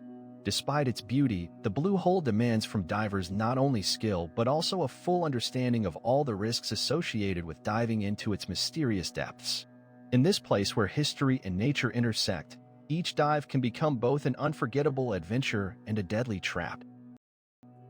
Yucatan's underwater caves, known as cenotes, are a remarkable natural phenomenon with deep historical roots connected to the Maya civilization. These cenotes formed due to the collapse of limestone vaults over underground rivers, creating unique bodies of water with crystal-clear water. A system of interconnected tunnels stretching for hundreds of kilometers forms a labyrinth that continues to captivate researchers and tourists alike. The water in the cenotes is transparent and clean, allowing visitors to see the underwater world filled with stalactites and stalagmites, as well as remnants of ancient sacrifices left by the Maya in these sacred places. For the Maya, cenotes were not just sources of fresh water, but portals to the underworld, places where they could communicate with gods and ancestors. Archaeological finds at the bottom of cenotes, including ceramics, human remains, and ritual objects, confirm the significance of these sites in Maya religious practices. For instance, the cenote of Chacmal yielded the remains of over 100 people, indicating mass sacrifices performed to appease the gods. Cenotes also served as shelters for numerous animals and plants, making them important ecosystems. Abandoned by time, these underwater caves preserve not only natural beauty but also many mysteries yet to be unraveled. The underwater cave system of Sac-Quitun on the Yucatan Peninsula is the longest flooded cave system in the world, stretching over 350 kilometers. These caves formed in limestone deposits and feature unique stalactites and stalagmites that developed during a period when the climate was drier. Archaeologists have discovered the remains of ancient animals and humans in these caves, with some artifacts dating back to 12,000 years. One of the most significant finds was the skeleton of Naya, a Paleolithic girl, discovered in the year 2000. This nearly complete skeleton provides scientists with a unique opportunity to study the lifestyle and health of people from that time. The Sac-Quitun caves also served as a sacred site for the ancient Maya, who used them for rituals and sacrifices. These flooded chambers, with their extraordinary formations and discoveries, offer a window into our distant past, revealing how our ancestors lived and considered these places sacred. Sac-Quitun is not only remarkable for its length and natural beauty, but also holds great importance for the study of regional history, as it preserves moments that can shed light on the evolution of human society and its interaction with the environment. Important finds, such as tools and ceramics, indicate the cultural practices and customs of ancient civilizations, as well as their adaptation to changing climatic conditions. Deep-sea research represents a unique scientific domain where engineering ingenuity and human curiosity collide with the harsh conditions of oceanic depths. These investigations allow us to peer into a world that has long remained inaccessible to humans. The underwater depths conceal numerous mysteries, from unique ecosystems to geological formations that have been shaped over millions of years. Complex technologies used to study these areas are developed with consideration for the immense pressure, which exceeds 1,000 times the pressure at the surface, as well as the extreme cold temperatures and complete darkness, where even sunlight does not penetrate. Engineers create specialized devices and structures to survive and operate in such extreme conditions. These technologies enable the transmission of data and images from depths where temperatures can drop to 0 degrees Celsius. This pursuit of ocean exploration reflects not only human curiosity, but also the necessity of understanding ecosystems that may be crucial to our future. Deep-sea research opens new horizons, allowing scientists to discover unique organisms that have adapted to living in conditions once deemed intolerable. For instance, some of these organisms have the ability to bioluminesce in the dark, which is an adaptation to their environment. These discoveries not only expand our understanding of biology, but can also lead to new medical and technological breakthroughs. In this context, the ocean becomes not just a watery element, but a true laboratory where questions about life on Earth and even beyond are explored.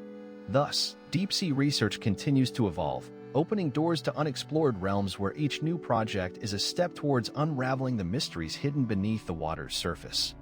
Researchers document unique physical-chemical properties of water at various depths, contributing to the understanding of global climate processes. Bathyscaphe Trieste became a symbol of deep-sea research when, in 1960, Jacques Picard and Don Walsh made a historic descent to the bottom of the Mariana Trench, the deepest point on Earth.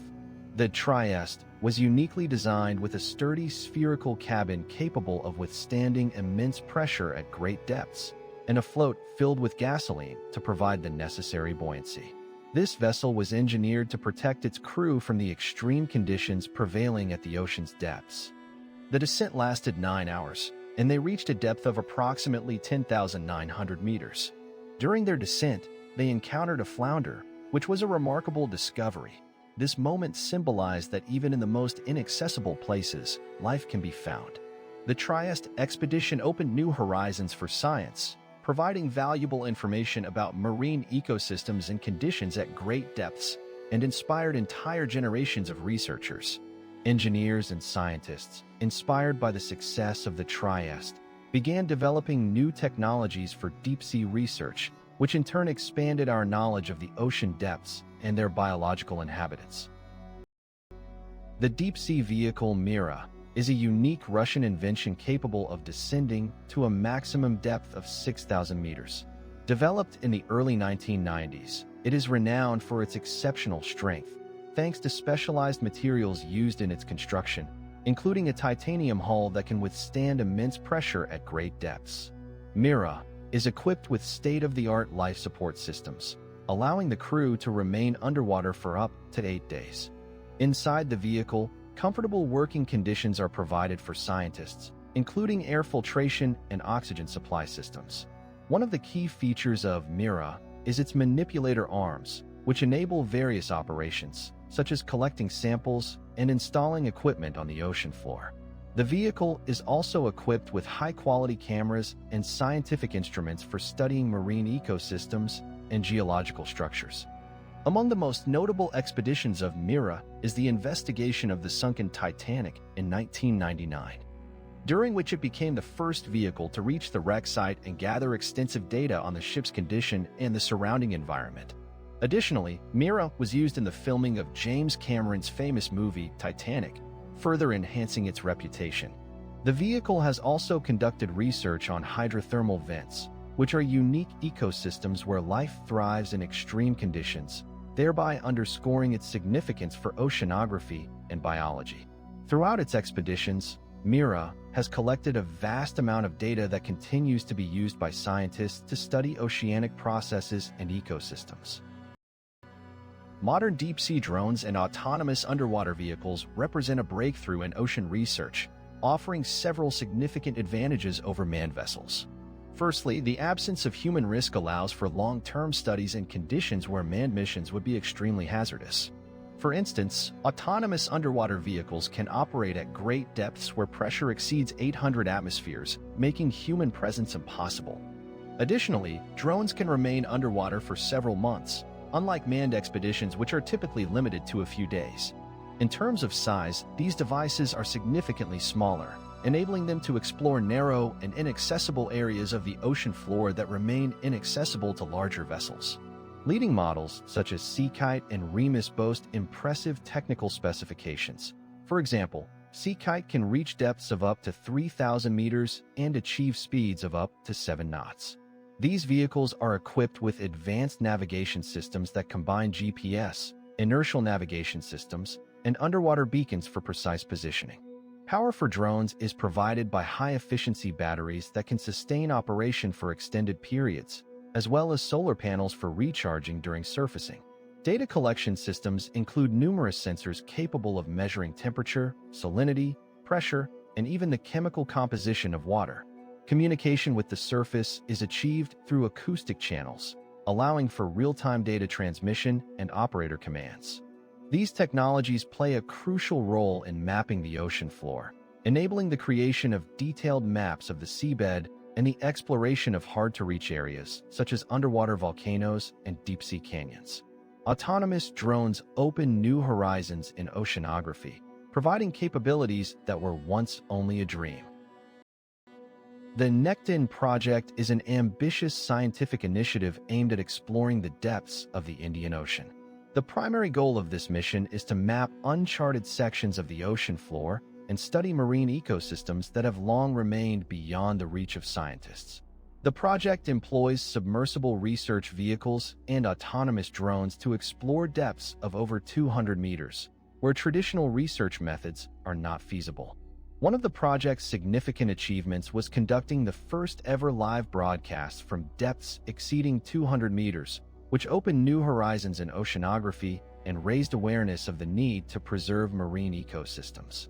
During expeditions around the Seychelles and Maldives, numerous new marine species were discovered, many of which had not been previously documented. Scientists identified unique biological resources, including rare corals and previously unknown fish species.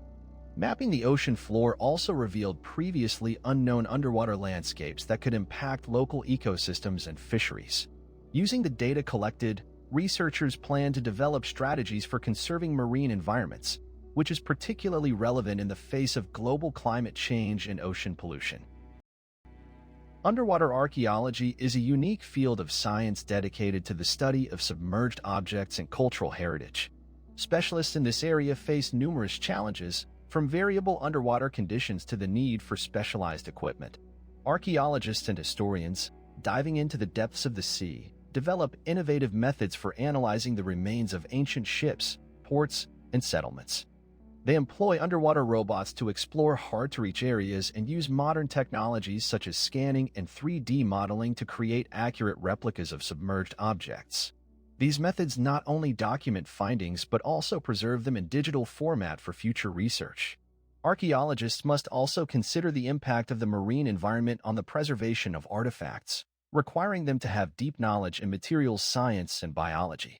This multifaceted work includes not only physical research but also the analysis of historical documents, which helps restore the context of losses and understand how submerged objects fit into a broader historical narrative. Underwater archaeologists often work in teams, where each member contributes uniquely, whether in the areas of exploration, preservation, or analysis of artifacts. It is important to note that each new discovery can open doors to understanding cultural connections between ancient civilizations, providing new data on trade, migrations, and technologies. Thanks to this, underwater archaeology becomes not just the study of submerged objects, but also the key to unraveling historical mysteries that are hidden at the bottom of oceans and seas. Technological advancements in this field are rapidly developing, allowing researchers to delve into studies that were previously considered impossible. Methods of dating underwater archaeological finds play a crucial role in understanding the history of sunken objects. One of the most common methods is radiocarbon dating, which is used to determine the age of organic materials such as wood or fabric. This method allows scientists to determine when the material was alive based on the decay of the isotope carbon-14, which is present in living organisms. However, radiocarbon dating has its limitations, especially in marine environments, where contamination levels and interaction with other materials can skew results. Additionally, dendrochronology, or the study of tree rings, is used to date wooden parts of sunken ships. This method not only determines the age of the wood, but also provides information about the climatic conditions during its growth.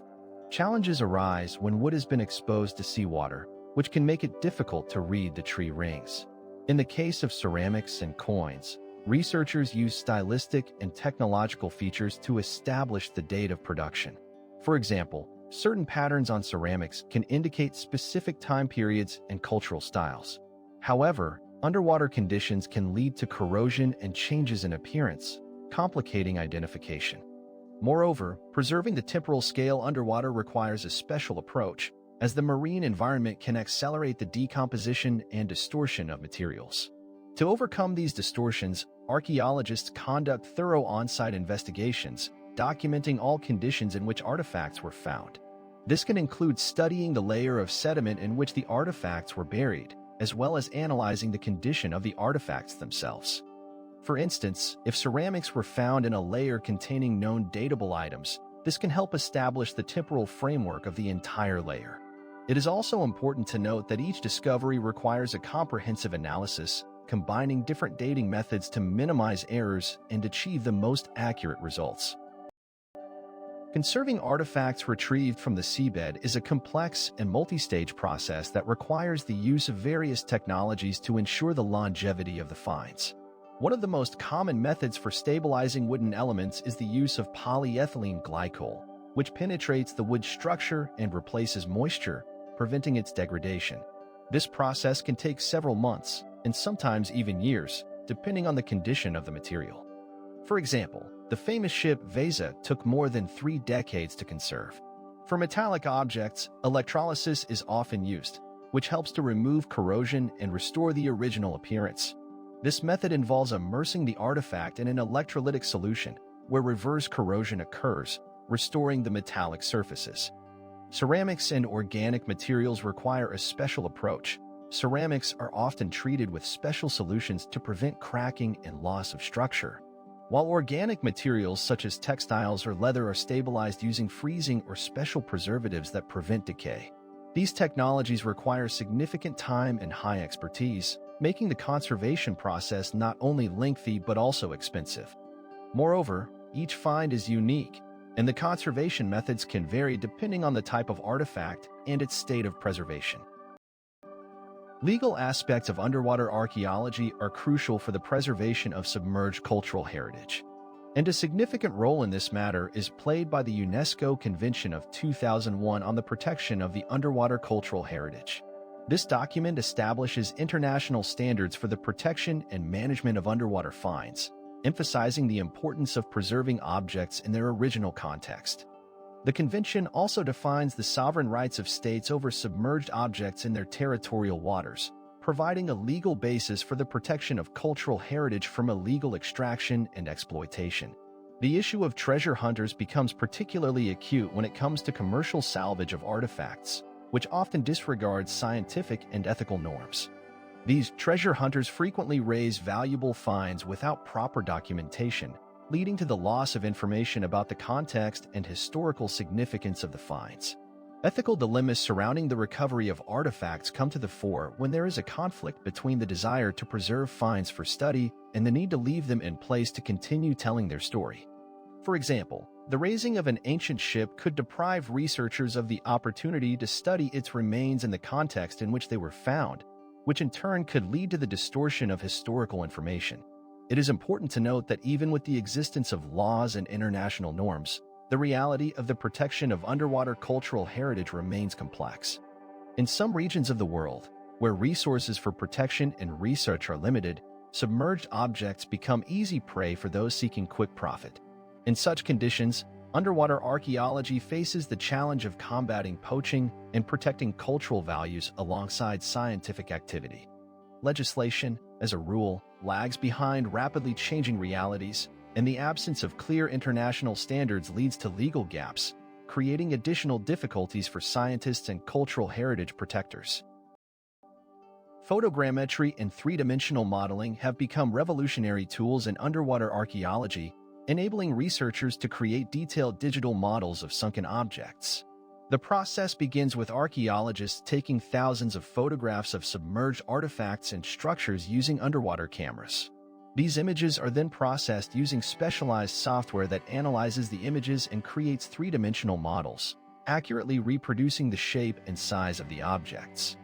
One of the main advantages of this technology is its non-invasiveness. Archaeologists can study and document objects without compromising their integrity or causing damage. Additionally, photogrammetry allows the preservation of the context of finds, which is critically important for understanding their historical significance. Virtual museums created from such models open up new horizons for the popularization of science. Anyone can virtually visit sunken ships or ancient settlements without diving into the water. The obtained three-dimensional models also serve as valuable material for scientific analysis, allowing researchers to conduct detailed studies without the need for repeated dives, thus saving time and resources. For example, the analysis of the structure of wood or metal, as well as the assessment of the condition of artifacts, can be carried out based on digital models, significantly expanding the possibilities for the study of underwater cultural heritage. Oceanic anomalies and unexplained phenomena present a mysterious frontier where science encounters the extraordinary. The depths of the ocean, shrouded in darkness and secrecy, are teeming with phenomena that challenge traditional notions of nature and physics.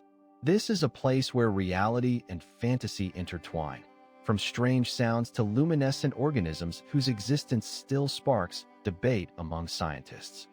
Among these mysteries, one can find inexplicable movements of underwater objects manifesting as enigmatic splashes or even disappearances. These occurrences are often cloaked in myths and legends, but also have a scientific basis, igniting the interest of researchers and marine biologists. Scientific communities periodically publish reports on unusual discoveries that challenge our understanding of marine ecosystems. The ocean, with its vast depths and opaque waters, remains largely unexplored territory, where each new discovery can revolutionize our understanding of life on Earth. Its endless mysteries beckon and intrigue, emphasizing that many aspects of our world remain beyond full comprehension. For example, scientists continue to study unusual structures on the ocean floor that could be the result of geological processes or even remnants of ancient civilizations. These anomalies can be both natural and artificial, but their true nature requires serious research and analysis. The unpredictability of the ocean, its hidden forces, and unexpected phenomena form a complex web that needs to be unraveled. Scientific hypotheses coexist with myths, creating a space for discussions and new discoveries. In each studied phenomenon, there lies the potential to take a step towards unraveling a mystery that could change our perception of the ocean depths. In this context, modern technologies such as underwater drones and multi-layered research open new horizons for understanding these anomalies. Each researcher diving into the water hopes to encounter something that challenges their knowledge and expands the boundaries of scientific research. Oceanic depths, filled with the unknown, remain a battleground for scientific exploration between fantasy and reality, where each new discovery can fundamentally alter our understanding of the world. Scientists continue to seek ways to explain numerous anomalies that seemingly defy the laws of physics and biology. In 1997, hydrophones of the National Oceanic and Atmospheric Administration, NOAA, detected unique low-frequency sounds known as bloopers. These sounds were thousands of times louder than the calls of blue whales, challenging existing notions of what natural phenomena could produce them. The geographical origin of these sounds was in the southeastern part of the Pacific Ocean, approximately 1,200 kilometers from the coast of South America, adding to their mystery. Bloopers appeared with a certain periodicity, and their unique nature allowed sound waves to travel vast distances, enabling scientists to record them even at great ocean depths. Some researchers hypothesized that these sounds could originate from unknown marine animals that may not yet have been discovered by science. Other theories link them to ice processes, such as cracks in giant icebergs that could generate powerful sound waves upon breaking. Another theory suggested that seismic events on the ocean floor could be the source. These theories reflected a wide range of ideas about how such sounds could arise in such remote and unexplored regions of the marine ecosystem, but none of them were definitively confirmed. Research continued, and each new discovery could provide a key to unraveling the mystery of these enigmatic sounds, emphasizing that the ocean still holds many secrets waiting to be discovered. Sailors have observed for centuries a mysterious ocean glow known as Milky Way. Eyewitness accounts describe a milky white luminescence that can cover areas up to several hundred square kilometers, sometimes stunning in its beauty, creating the illusion that the sea is glowing from within. This phenomenon is most frequently recorded in tropical and subtropical waters, where water temperature and nutrient levels promote the growth of microorganisms.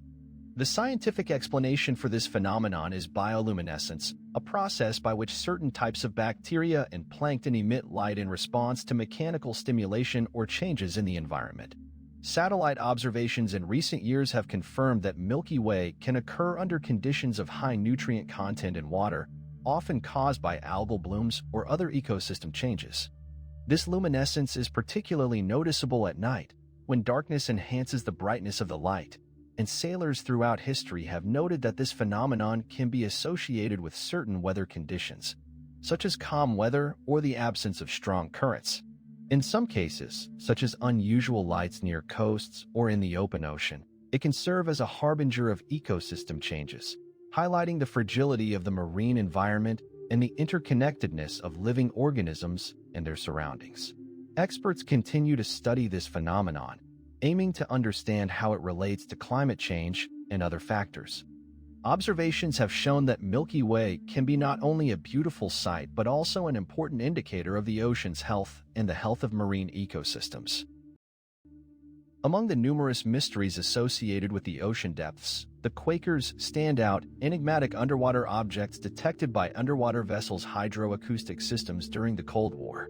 These objects exhibited remarkable characteristics. They could move at speeds up to 200 knots, making them one of the fastest objects in underwater navigation. Furthermore, Quakers demonstrated the ability to suddenly change direction, casting doubt on their identification as conventional underwater vehicles.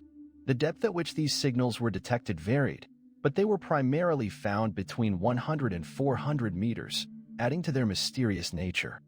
A genuine hunt for the truth unfolded around Quakers. Some researchers suggested they could be unknown marine animals, others pointed to possible equipment malfunctions, and some proposed theories about unidentified underwater objects, possibly of extraterrestrial origin. Despite all efforts, no official explanations emerged, and the secrecy surrounding this phenomenon only fueled the interest of researchers and enthusiasts of marine mysteries. For instance, some hypothesized that Quakers could be the result of new technologies developed by the military, while others proposed more exotic explanations, including the existence of undiscovered underwater species capable of such unique characteristics. The uncertainty and lack of clear information created an aura of mystery around Quakers that continues to attract the attention of scientists and enthusiasts. As a result, this phenomenon has become not only a subject of scientific research, but also a topic of discussion in both scientific and popular culture, where Quakers are depicted as symbols of hidden oceanic secrets. Red tides are a phenomenon of mass reproduction of toxic algae that turn water red and can have serious consequences for marine ecosystems. This occurs when certain types of microalgae, such as Carenia brevis, begin to reproduce in large numbers, often due to an excess of nutrients in the water, such as nitrogen and phosphorus. These elements can enter the ocean from agricultural runoff, sewage, or even atmospheric precipitation. The main conditions that contribute to the formation of red tides include high water temperature, calm conditions, and sufficient light for photosynthesis. As a result, the blooming of algae can lead to the formation of oxygen-depleted zones, which negatively affect marine life. Fish and marine mammals can suffer from lack of oxygen and toxic substances produced by the algae. Toxic compounds, such as neurotoxins, can accumulate in the bodies of marine animals and thus pose a threat to people consuming contaminated seafood. The economic consequences of red tides are also significant. Fishing and tourism can suffer losses due to the closure of beaches and the ban on fishing. In recent decades, the number of red tide incidents has been increasing, which is linked to climate change and ocean pollution, threatening not only the health of ecosystems, but also the well-being of coastal communities. Episodes of massive algal blooms can last from several days to several months, causing significant changes in ecosystems and the economies of coastal countries. The ocean, with its boundless expanses and powerful waves, is not only a physical entity but also a source of deep emotions and experiences for humans. Its grandeur evokes both fear and awe, as if it were a living being capable of both embracing and consuming. The sea calls to us, drawing us in with its mysterious depths and endless horizon, inspiring us to explore it. Yet, its tumultuous storms and unpredictable currents remind us of the fragility of human life, prompting us to reflect on our place in this vast world. The landscapes it creates, from tranquil bays to formidable cliffs, can induce a state of meditation, filling the soul with tranquility, yet also stirring the mind. This interaction with the ocean evokes a range of sensations, from excitement at its power to tenderness when observing its calm. More than any other natural element, the ocean can change our mood in an instant, from joy to anxiety, reflecting the richness of our inner world. Those standing on the shore can feel its waves not only washing over their bodies, but also their souls, leaving traces that are hard to explain in words. In this context, the ocean becomes not just a resource, but a crucial element in shaping human identity, influencing our perception of life and the world around us. Research shows that many cultures associate their way of life and traditions with the ocean, considering it an integral part of their spiritual existence. For instance, in some coastal communities, marine legends and folklore are passed down through generations, forming a unique worldview that cannot be separated from water.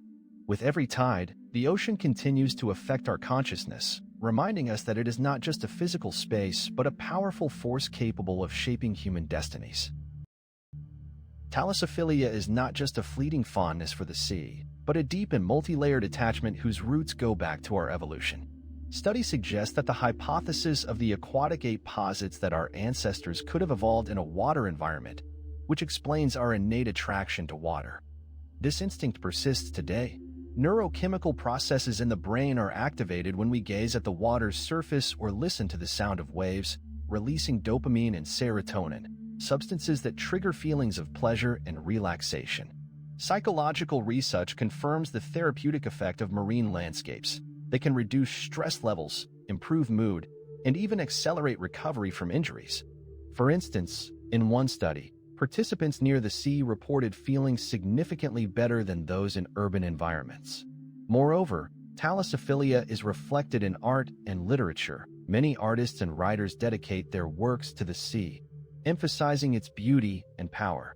Classic works, such as Homer's Odyssey, vividly illustrate this connection, where the sea serves not only as a backdrop, but also as a full-fledged character shaping the fates of heroes. In contemporary art, the marine theme remains relevant, inspiring artists to create paintings that convey the ocean's power and majesty. Thalassophilia encompasses not only poetic expression but also philosophical musings on life and its boundless possibilities, reflecting humanity's desire to understand its place in the world, where water remains a symbol of infinity and depth. Thalassophobia is an irrational fear of the ocean and deep waters, which can manifest in various forms, from mild discomfort when looking at large expanses of water to panic attacks at the thought of submerging in water. This fear has its roots in evolutionary mechanisms linked to the instinct of self-preservation. Our ancestors, living in the wild, could have been victims of dangerous marine creatures or drowned in turbulent waters. Psychological research shows that thalassophobia can develop not only from personal negative experiences, but also through observing others who have a similar fear. For example, if a child sees their parent experiencing anxiety at the sight of open sea, they may adopt this feeling. Symptoms of thalassophobia can range from mild anxiety to severe panic attacks, where a person begins to experience rapid heart rate, sweating, and a sense of suffocation. In the treatment of this fear, cognitive behavioral therapy methods are often used, which help people change their perception of water, as well as exposure therapy, where patients are gradually introduced to the object of their fear in controlled conditions. In popular culture, thalassophobia is reflected in films like Jaws, where a formidable fear of sharks becomes a symbol of the threat lurking in the ocean's depths. Modern horror films also use this fear, depicting how characters confront the vast and unpredictable nature of bodies of water. Such an approach underscores that the ocean, while a source of life, also harbors numerous dangers, making it a source of fear for many. The call of the abyss is a psychological phenomenon that manifests in people standing at the edge of a cliff or a deep body of water when a fleeting desire to jump down arises. Neuropsychologists explain this phenomenon as the activation of certain brain areas associated with high levels of anxiety and fear, which leads to conflicting emotions. This desire is not necessarily linked to suicidal tendencies. It can occur in mentally healthy individuals and is often observed in those experiencing high-functioning anxiety, where thoughts of potential dangers begin to dominate. Studies show that approximately 1 in 3 people encounters this phenomenon at least once in their life, challenging conventional notions of mental health. In maritime literature, the call of the abyss is reflected in the works of authors such as Herman Melville and Joseph Conrad, where the sea symbolizes both a source of life and unpredictable danger. Melville, in his novel Moby Dick, describes not only the physical danger but also the internal conflicts of characters caused by the attraction of the abyss. Conrad, in his Maritime Tales, explores the nature of the human soul and its inclination towards self-destruction, adding depth to the understanding of this phenomenon. Thus, the call of the abyss not only reflects the internal anxieties of a person but also serves as a metaphor for human destiny standing at the edge of life and death. The study of this phenomenon opens new horizons in understanding human psychology and its interaction with nature. In the year 2000, psychologists from the University of California conducted a study that found the call of the abyss to be related to the mechanics of decision-making and the activation of the self-preservation instinct. The psychological phenomenon of seasickness of consciousness refers to a special state of perception that develops in sailors after prolonged time at sea. This state is linked to sensory adaptation to the constant motion of the ship, as the brain begins to perceive the rolling as normal. Upon returning to land, many sailors experience difficulties in readapting. They may feel that the ground is swinging beneath their feet, and familiar sounds and smells seem distorted. Historical accounts of this can be found in sailors' journals, where they describe their experiences after long voyages. Many reported feelings of unease, dizziness, and even hallucinations upon returning to land. Modern neuropsychological research shows that this state is associated with changes in the perception of space and time, as the brain adapts to the conditions of the ship's motion. Researchers from various countries are studying how prolonged time at sea affects the psyche and how these changes can shape the unique psychology of those whose lives are connected to the sea. For instance, sailors often become more sensitive to changes in weather and sea conditions, which is a result of their unique experience. These perceptual peculiarities also influence their social interactions and emotional state, creating a distinctive culture and communication style within maritime communities. Therefore, seasickness of consciousness encompasses not only physical, but also psycho-emotional aspects that require further study. The ocean in world mythology is a powerful symbol that permeates numerous cultural traditions and stories. It embodies both the source of life and chaos, creating an image of boundless expanses filled with mysteries and unexplored depths. In myths, the ocean often serves as the boundary between worlds, a place where the real and the supernatural intersect. Its waters symbolize not only physical life but also spiritual journeys, acting as a link between the material and the immaterial.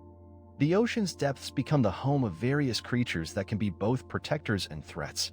This dual nature of the ocean reflects human fears and hopes, showing how the sea can be both a cradle of life and an abyss that swallows everything in its path. In different traditions, the ocean is imbued with mythological meanings, from the creation of the world to the symbolism of purification and rebirth. Its images and associations vary, but they remain central, emphasizing the universality of this element. Myths about the creation of the world often link it to waters that preceded everything that exists, underscoring its role as the primordial foundation. The waters themselves become alive, imbued with magic and extraordinary properties, making the ocean not just a backdrop but an active participant in mythological events. In these stories, it can act as a protector, aiding heroes in their trials, or as an adversary, presenting insurmountable obstacles. These narratives highlight that the ocean is not just a physical reality, but a profound symbol that connects humanity with its roots and dreams of the unknown. The mythology of the ocean is rich in images that can inspire and frighten, creating a unique atmosphere where fears, hopes, and dreams intersect. Poseidon, also known as Neptune, holds a significant place in Greek-Roman mythology as the god of the seas and oceans, as well as earthquakes. His primary attribute, the trident, symbolizes his power over waters and elemental forces, allowing him to either summon storms or calm the waves. Poseidon is often depicted in a chariot drawn by hippocamps, mythical creatures with the body of a fish and the upper body of a horse, emphasizing his connection to the sea. His character is contradictory. He can be both wrathful and vengeful, as well as benevolent. His relationships with other gods, particularly Zeus and Hades, were strained, as each sought to assert their dominance.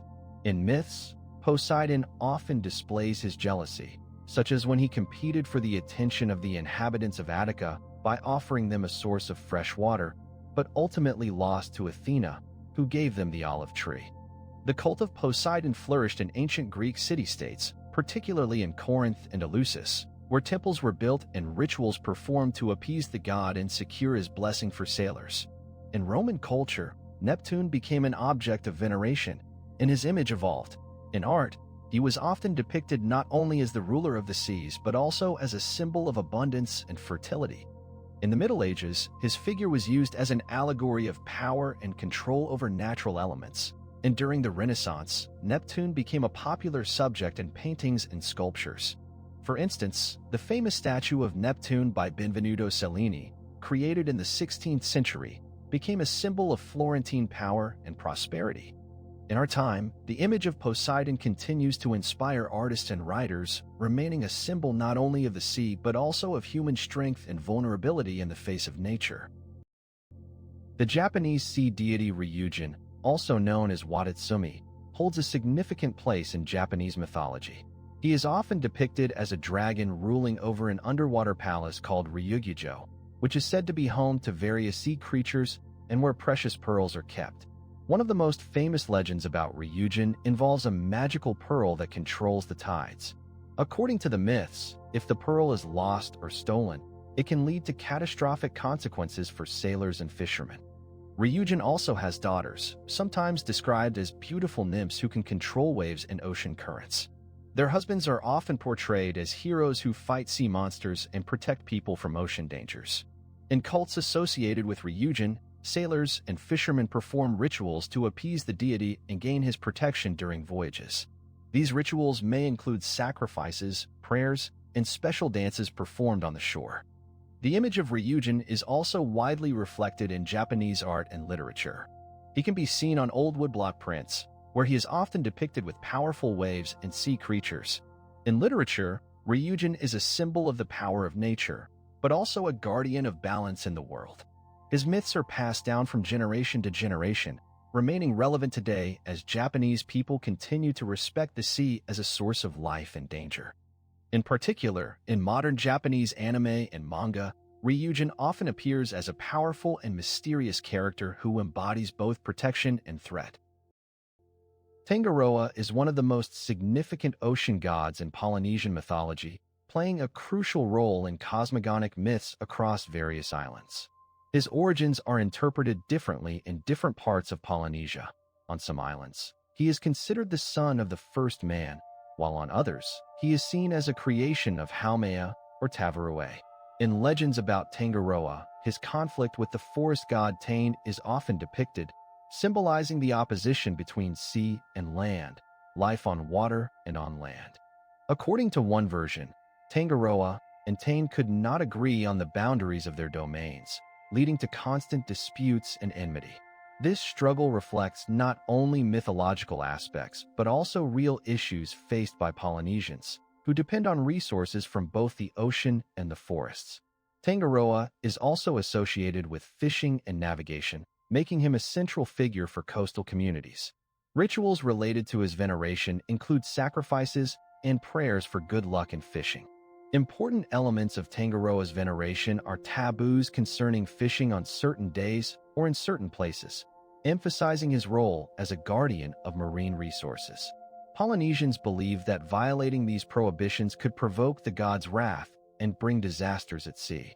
For them, Tangaroa is not just a mythical figure, but a true protector and provider whose actions directly influence the life and prosperity of communities.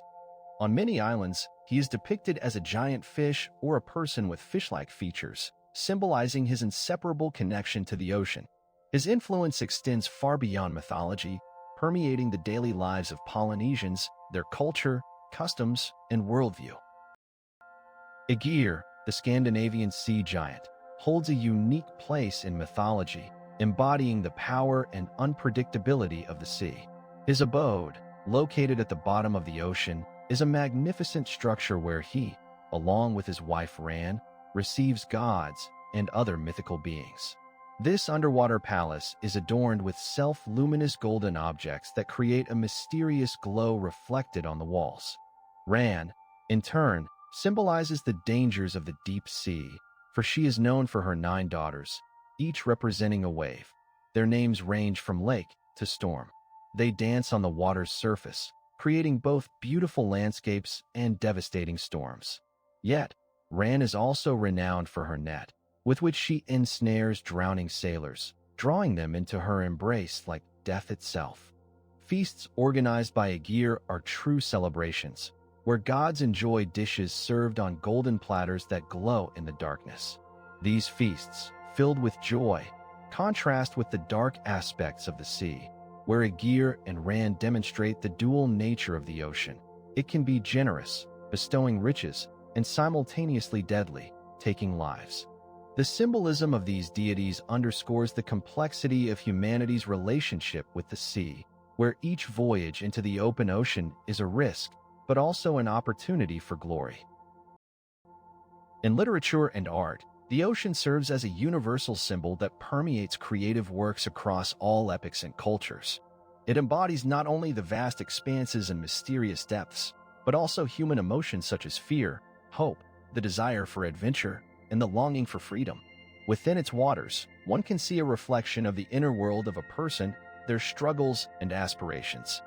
Artists, writers, and composers draw inspiration from the power of ocean waves, their songs and whispers, creating images that speak of eternal human truths. The ocean can be both peaceful and tranquil, or tumultuous and destructive, allowing authors to convey a wide range of emotions and moods. It serves as a backdrop for epic battles, romantic encounters, and philosophical musings, creating space for deep metaphors and allusions. In different cultures, the ocean is associated with life and death, beginnings and endings, search and loss.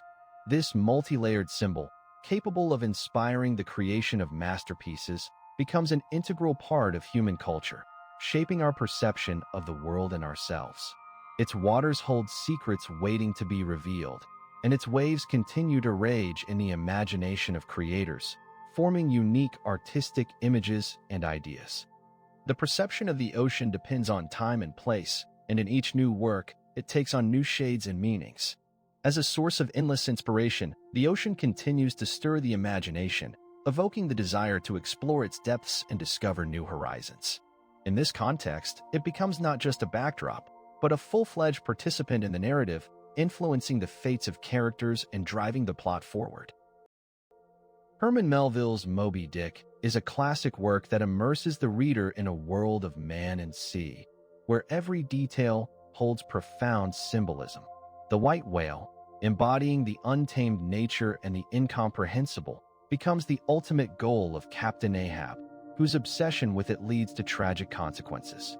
Ahab, who lost his leg in a struggle with this monster, symbolizes not only man's battle with nature, but also the inner demons that consume his soul. The entire novel is filled with encyclopedic knowledge of whaling. Melville describes methods of catching whales, characteristics of various species, and even details of their anatomy. These details serve not only to create a plausible atmosphere, but also to deepen philosophical reflections on man's place in the world, his position before the forces of nature, and the inevitability of fate. Melville raises questions about the nature of evil, about what drives man in his pursuit of power and control over nature. This multi-layered complexity makes Moby Dick not just an adventure novel, but a complex philosophical treatise that has had a significant impact on subsequent literature and culture.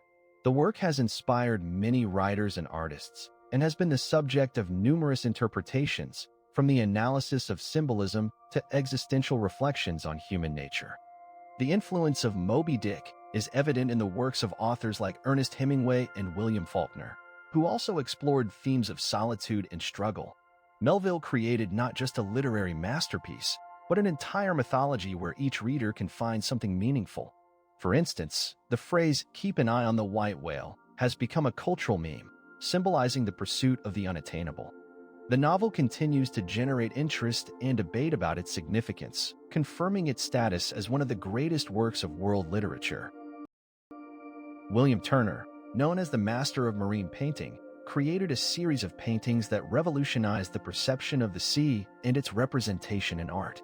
His works are distinguished by the fact that he blurred the boundaries between realism and abstraction, using light and color to convey complex atmospheric phenomena. In Turner's paintings, the sea is not just a backdrop, but an active participant, full of emotions and dynamism. In his famous work, Rain, Steam and Speed, he employs blurred forms and bold color contrasts to convey the sensation of movement and the power of nature. This painting, like many others, illustrates his revolutionary approach to light. Turner used a new technique based on transparent layers of paint, creating the effect of light penetrating through clouds and reflecting off the water's surface. He also frequently depicted shipwrecks, such as in the painting The Death of Nelson, where the turbulent sea and bright flashes of light emphasize the tragedy of the moment. Turner did not merely capture moments, he conveyed the atmosphere and emotions, which became the foundation for future Impressionists. His works inspired artists such as Claude Monet, who also sought to capture fleeting moments of light and movement. Turner experimented with his palette, using bright colors to convey the undulations of the sea and its vast expanses. His paintings, filled with dynamism and emotion, fundamentally changed the approach to marine painting, adding an element of drama and depth that had not been seen before. In his legacy, one can see a direct connection between realism and Impressionism, which confirms his influence on the development of art as a whole. Turner left behind more than 300 works dedicated to the sea, making him one of the most prolific masters in this field. The symphonic suite, The Sea by Claude Debussy, composed in 1913, is considered one of the masterpieces of Impressionistic music. This work consists of 3 parts, From Dawn to Noon on the Sea, The Play of the Waves, and Dialogue Between the Wind and the Sea. In the first part, the composer masterfully conveys the atmosphere of a morning sea using light melodies and harmonies that create a sense of peace and beauty. Debussy employs innovative musical techniques, such as unconventional chords and tonal colors, to depict the play of light on the water's surface. The second part, The Play of the Waves, is a dynamic and energetic portrayal of the waves. Here, Debussy uses complex rhythmic structures and contrasts between light and heavy sounds to create the effect of a stormy sea. The third part, Dialogue Between the Wind and the Sea, concludes the suite, bringing all elements together. In this section, the composer uses long melodic lines that symbolize the wind interacting with the sea. This work had a significant impact on the development of 20th century music, opening new horizons for composers who sought to express natural phenomena through sound. Debussy was one of the first to use impressionistic techniques in music, allowing him to create unique soundscapes that continue to inspire musicians and composers to this day. The ocean holds a special place in Japanese ukiyo-e prints, particularly in the works of masters Katsushika Hokusai and Yatagawa Hiroshige. Hokusai, in his renowned series 36 Views of Mount Fuji, created the masterpiece The Great Wave off Kanagawa, which became a symbol not only of Japanese art, but of the entire culture. In this print, massive waves engulfing boats convey the power and majesty of nature, a characteristic of Japanese aesthetics where the sea often symbolizes both threat and beauty. Hokusai employed the technique of multi-layered printing, which allowed him to achieve vivid color and depth, as well as texture that gives water a dynamic quality. Hiroshige was also fascinated by the sea. His works, such as The Bridge over the Sumida River, depict not only water landscapes, but also the everyday life of people interacting with nature. Water in these prints is rendered with smooth lines and detailed patterns, enhancing the sense of movement and vitality. In ukiyo-e art, The Japanese Sea is not just a backdrop, but a crucial element that helps convey philosophical ideas about the harmony between humans and nature. These works had a significant impact on European artists such as Vincent van Gogh and Claude Monet, who drew inspiration from Japanese prints, adapting their styles and techniques in their own works. In contemporary visual art, we can still see the influence of these traditions. Many artists use elements of ukiyo-e to create new interpretations of marine landscapes, demonstrating the ongoing dialogue between cultures and eras. Hokusai and Hiroshige did not merely create images of the sea. They set the tone for understanding how nature and humanity can coexist in art. The ocean in contemporary science is not merely a vast expanse of water, but an enormous, complex, and largely unexplored world that rightfully deserves to be called the last great frontier of Earth. It is an ecosystem teeming with mysteries, home to millions of species, many of which remain undiscovered. The ocean covers more than 70% of the planet's surface and plays a pivotal role in the climate system, as evidenced by the fluctuations in water temperature that influence weather and atmospheric phenomena.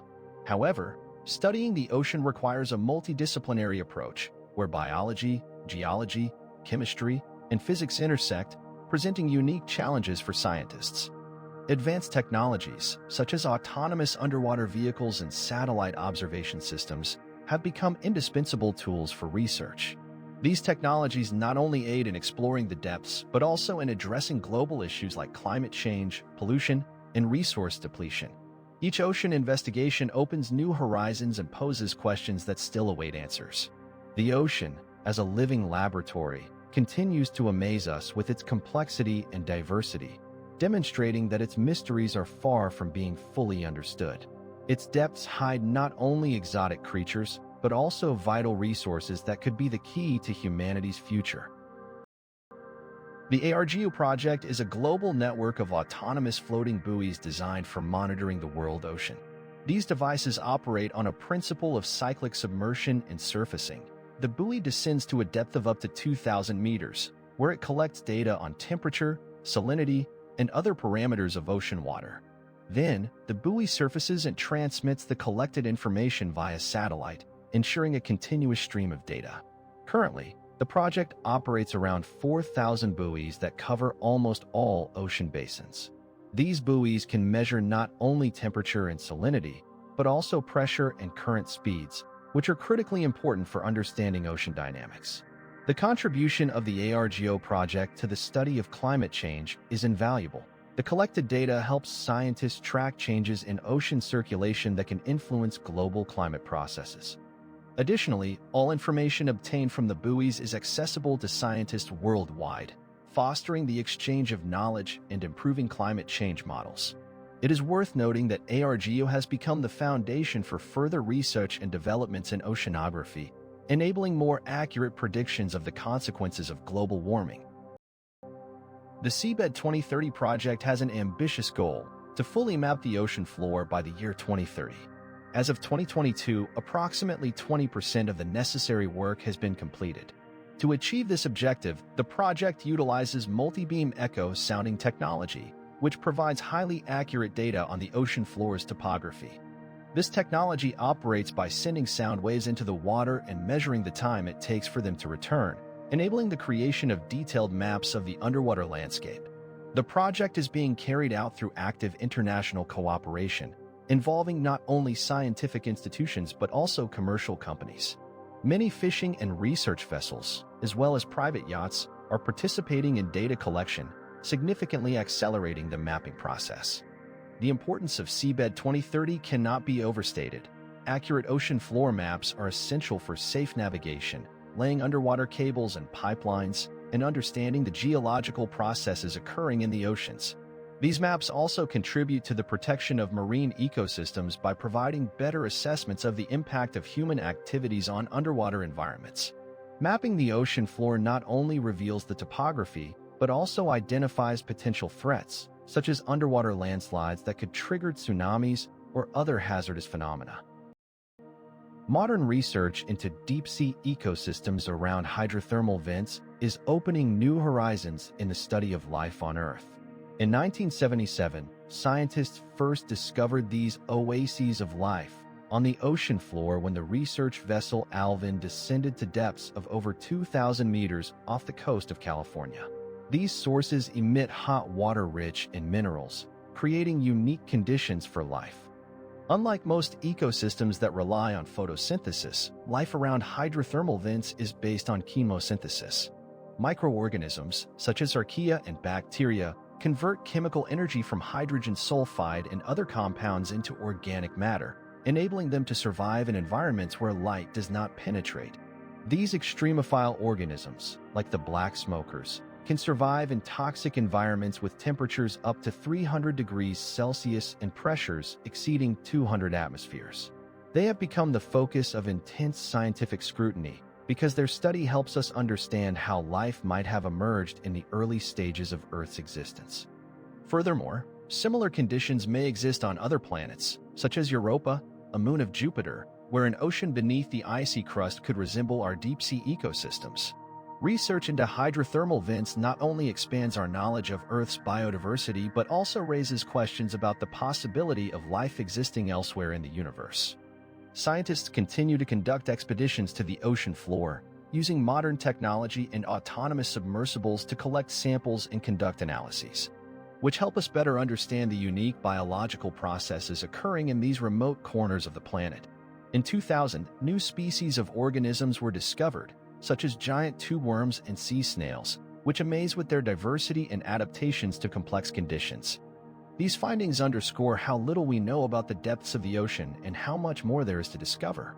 Research continues today, and each new expedition brings unexpected discoveries that could revolutionize our understanding of life in extreme conditions. Ocean acidification is a serious ecological problem caused by the absorption of carbon dioxide from the atmosphere. Each year, oceans absorb about 30% of the carbon dioxide released as a result of human activity, leading to a decrease in the pH of seawater. Chemically, this occurs due to the reaction of carbon dioxide with water, forming carbonic acid, which then dissociates into bicarbonate and hydrogen ions, increasing acidity. This phenomenon is particularly detrimental to marine organisms with calcium shells and skeletons, such as mollusks, sea urchins, and corals. A decrease in pH makes calcium less available to these organisms, making it difficult for them to form their protective structures. For example, corals that build reefs lose the ability to effectively create calcium carbonates necessary for their growth and stability, leading to the bleaching of reefs and a decrease in biodiversity in these ecosystems. Additionally, ocean acidification affects food chains. Many fish and marine invertebrates depend on calcium organisms as a food source, and their decline can lead to a shortage of food for larger predators. Scientists use various monitoring methods, including analyzing water samples for carbon dioxide content and measuring pH, to track changes in marine ecosystems. Long-term predictions vary, but many researchers believe that if carbon dioxide levels continue to rise, this could lead to catastrophic changes in marine life and have an impact on the planet's climate. Ocean acidification can cause changes in the complex network of interactions between marine organisms, leading to unpredictable consequences for ecosystems and economies based on fisheries. In the future, oceanology and marine research will enter a new era where traditional methods may give way to revolutionary approaches capable of unveiling the mysteries of the ocean depths. Researchers will employ hybrid methodologies that combine data from biology, ecology, geology, and physics, enabling a more comprehensive understanding of marine ecosystems. For instance, the study of interactions between species will become more precise through the analysis of genetic sequences, helping to understand how different organisms adapt to changing environmental conditions. Global cooperation will be a key factor in this new reality. Scientists from different countries will collaborate to address fundamental questions, such as the impact of climate change on ocean currents or the consequences of pollution for marine flora and fauna. Oceans will not only be objects of study but also key participants in the fight against global challenges, such as resource depletion and ecosystem change.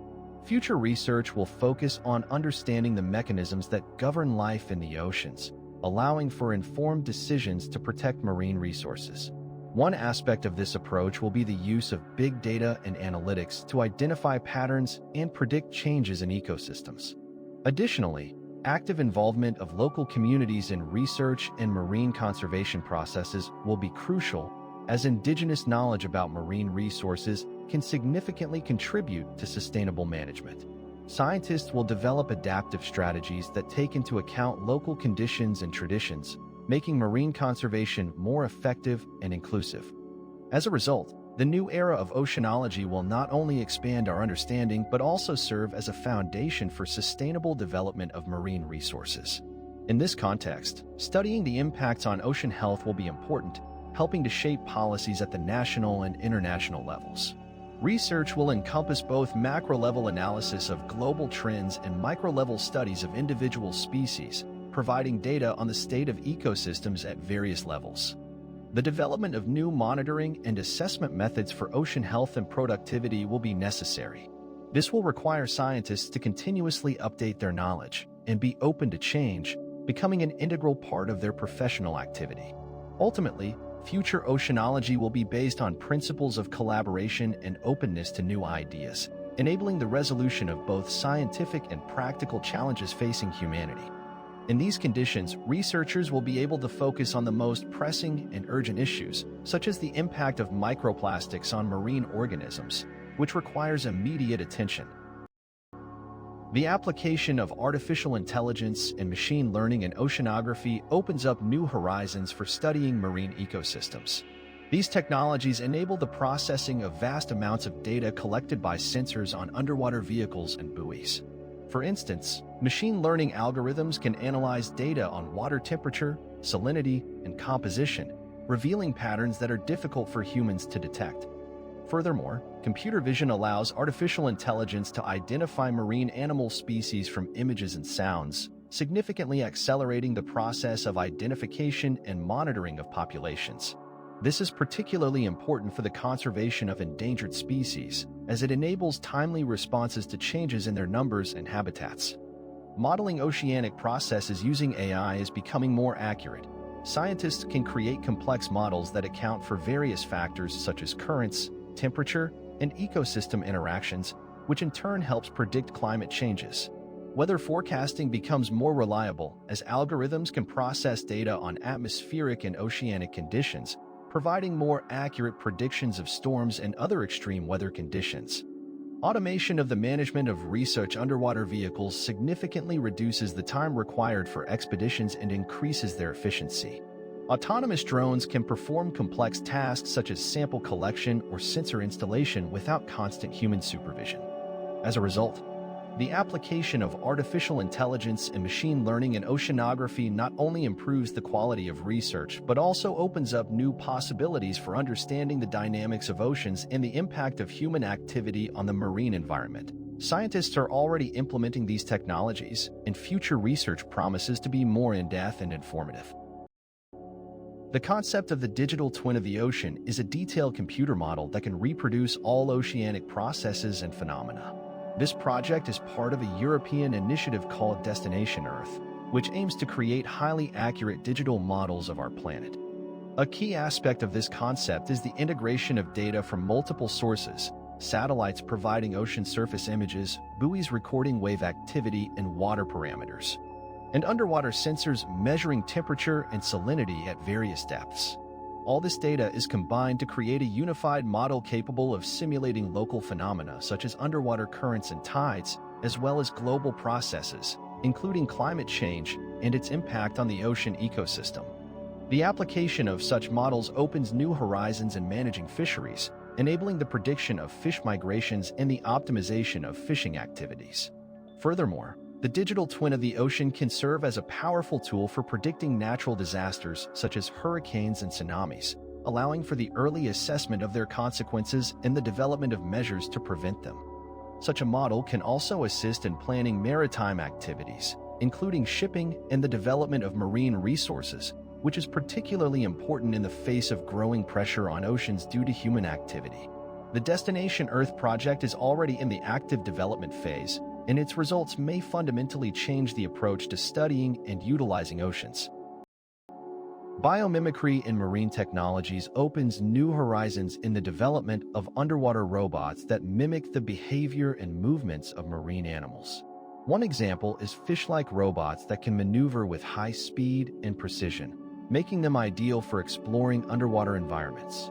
These devices use flexible materials and mechanisms that allow them to adapt to currents and obstacles, significantly enhancing their maneuverability compared to traditional underwater vehicles. For instance, scientists have created robots resembling jellyfish that can move silently through water, which is particularly important for minimizing impact on marine fauna. Octopus-like robots, in turn, can use their tentacles to grasp objects and perform manipulations, opening up possibilities for complex tasks in environments where human intervention is impossible or unsafe. These technological advancements are applied in environmental monitoring, enabling the collection of data on the state of oceans, as well as in the study of hard-to-reach areas such as deep-sea ecosystems or sunken objects. Moreover, the concept of creating entire schools of such robots allows for the organization of large-scale data collection operations, significantly increasing the efficiency of research. Robots can interact with each other, coordinating their actions and collecting information about large areas in a short period. The introduction of such technologies not only improves the quality of scientific research but also significantly reduces risks for people working in complex marine conditions. Perspectives for the creation of permanent underwater research stations are becoming increasingly realistic thanks to projects like Proteus by Stanislav Lem, which offers unique technical solutions for long-term human habitation underwater. These stations can function as full-fledged laboratories where scientists will conduct research on deep-sea ecosystems, studying biological diversity, ecosystem processes, and the impact of human activity on the marine environment. Unlike short-term expeditions, which often cannot provide a deep and comprehensive analysis, permanent stations ensure stability and the ability for long-term observation of changes in ecosystems, which is critically important for understanding processes occurring at great depths. Technical solutions such as life support systems, autonomous energy sources, and resource delivery methods allow for the creation of comfortable living and working conditions for researchers, which in turn opens new horizons for education and the popularization of science. These stations can become centers of learning where students and young scientists can gain practical experience, which will undoubtedly increase interest in oceanography and related disciplines. Comparing with the development of orbital space stations, one can notice that underwater research stations can also serve as a platform for international cooperation, uniting scientists from different countries to solve common problems related to the protection of the marine environment. It is important to note that such initiatives can not only contribute to scientific research, but also help in the development of new technologies for the effective use of ocean resources, which becomes particularly relevant in the face of a growing world population.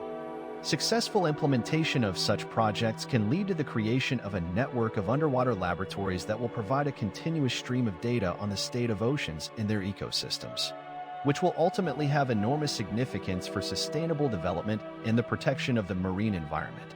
At present, there are already preliminary projects of such stations, and their implementation can become the next step in the study and protection of the oceans. The ocean, with its boundless depths, embodies a dual nature that has long captivated humanity. On one hand, it is a source of life. Billions of creatures, from tiny plankton to massive whales, depend on its ecosystems.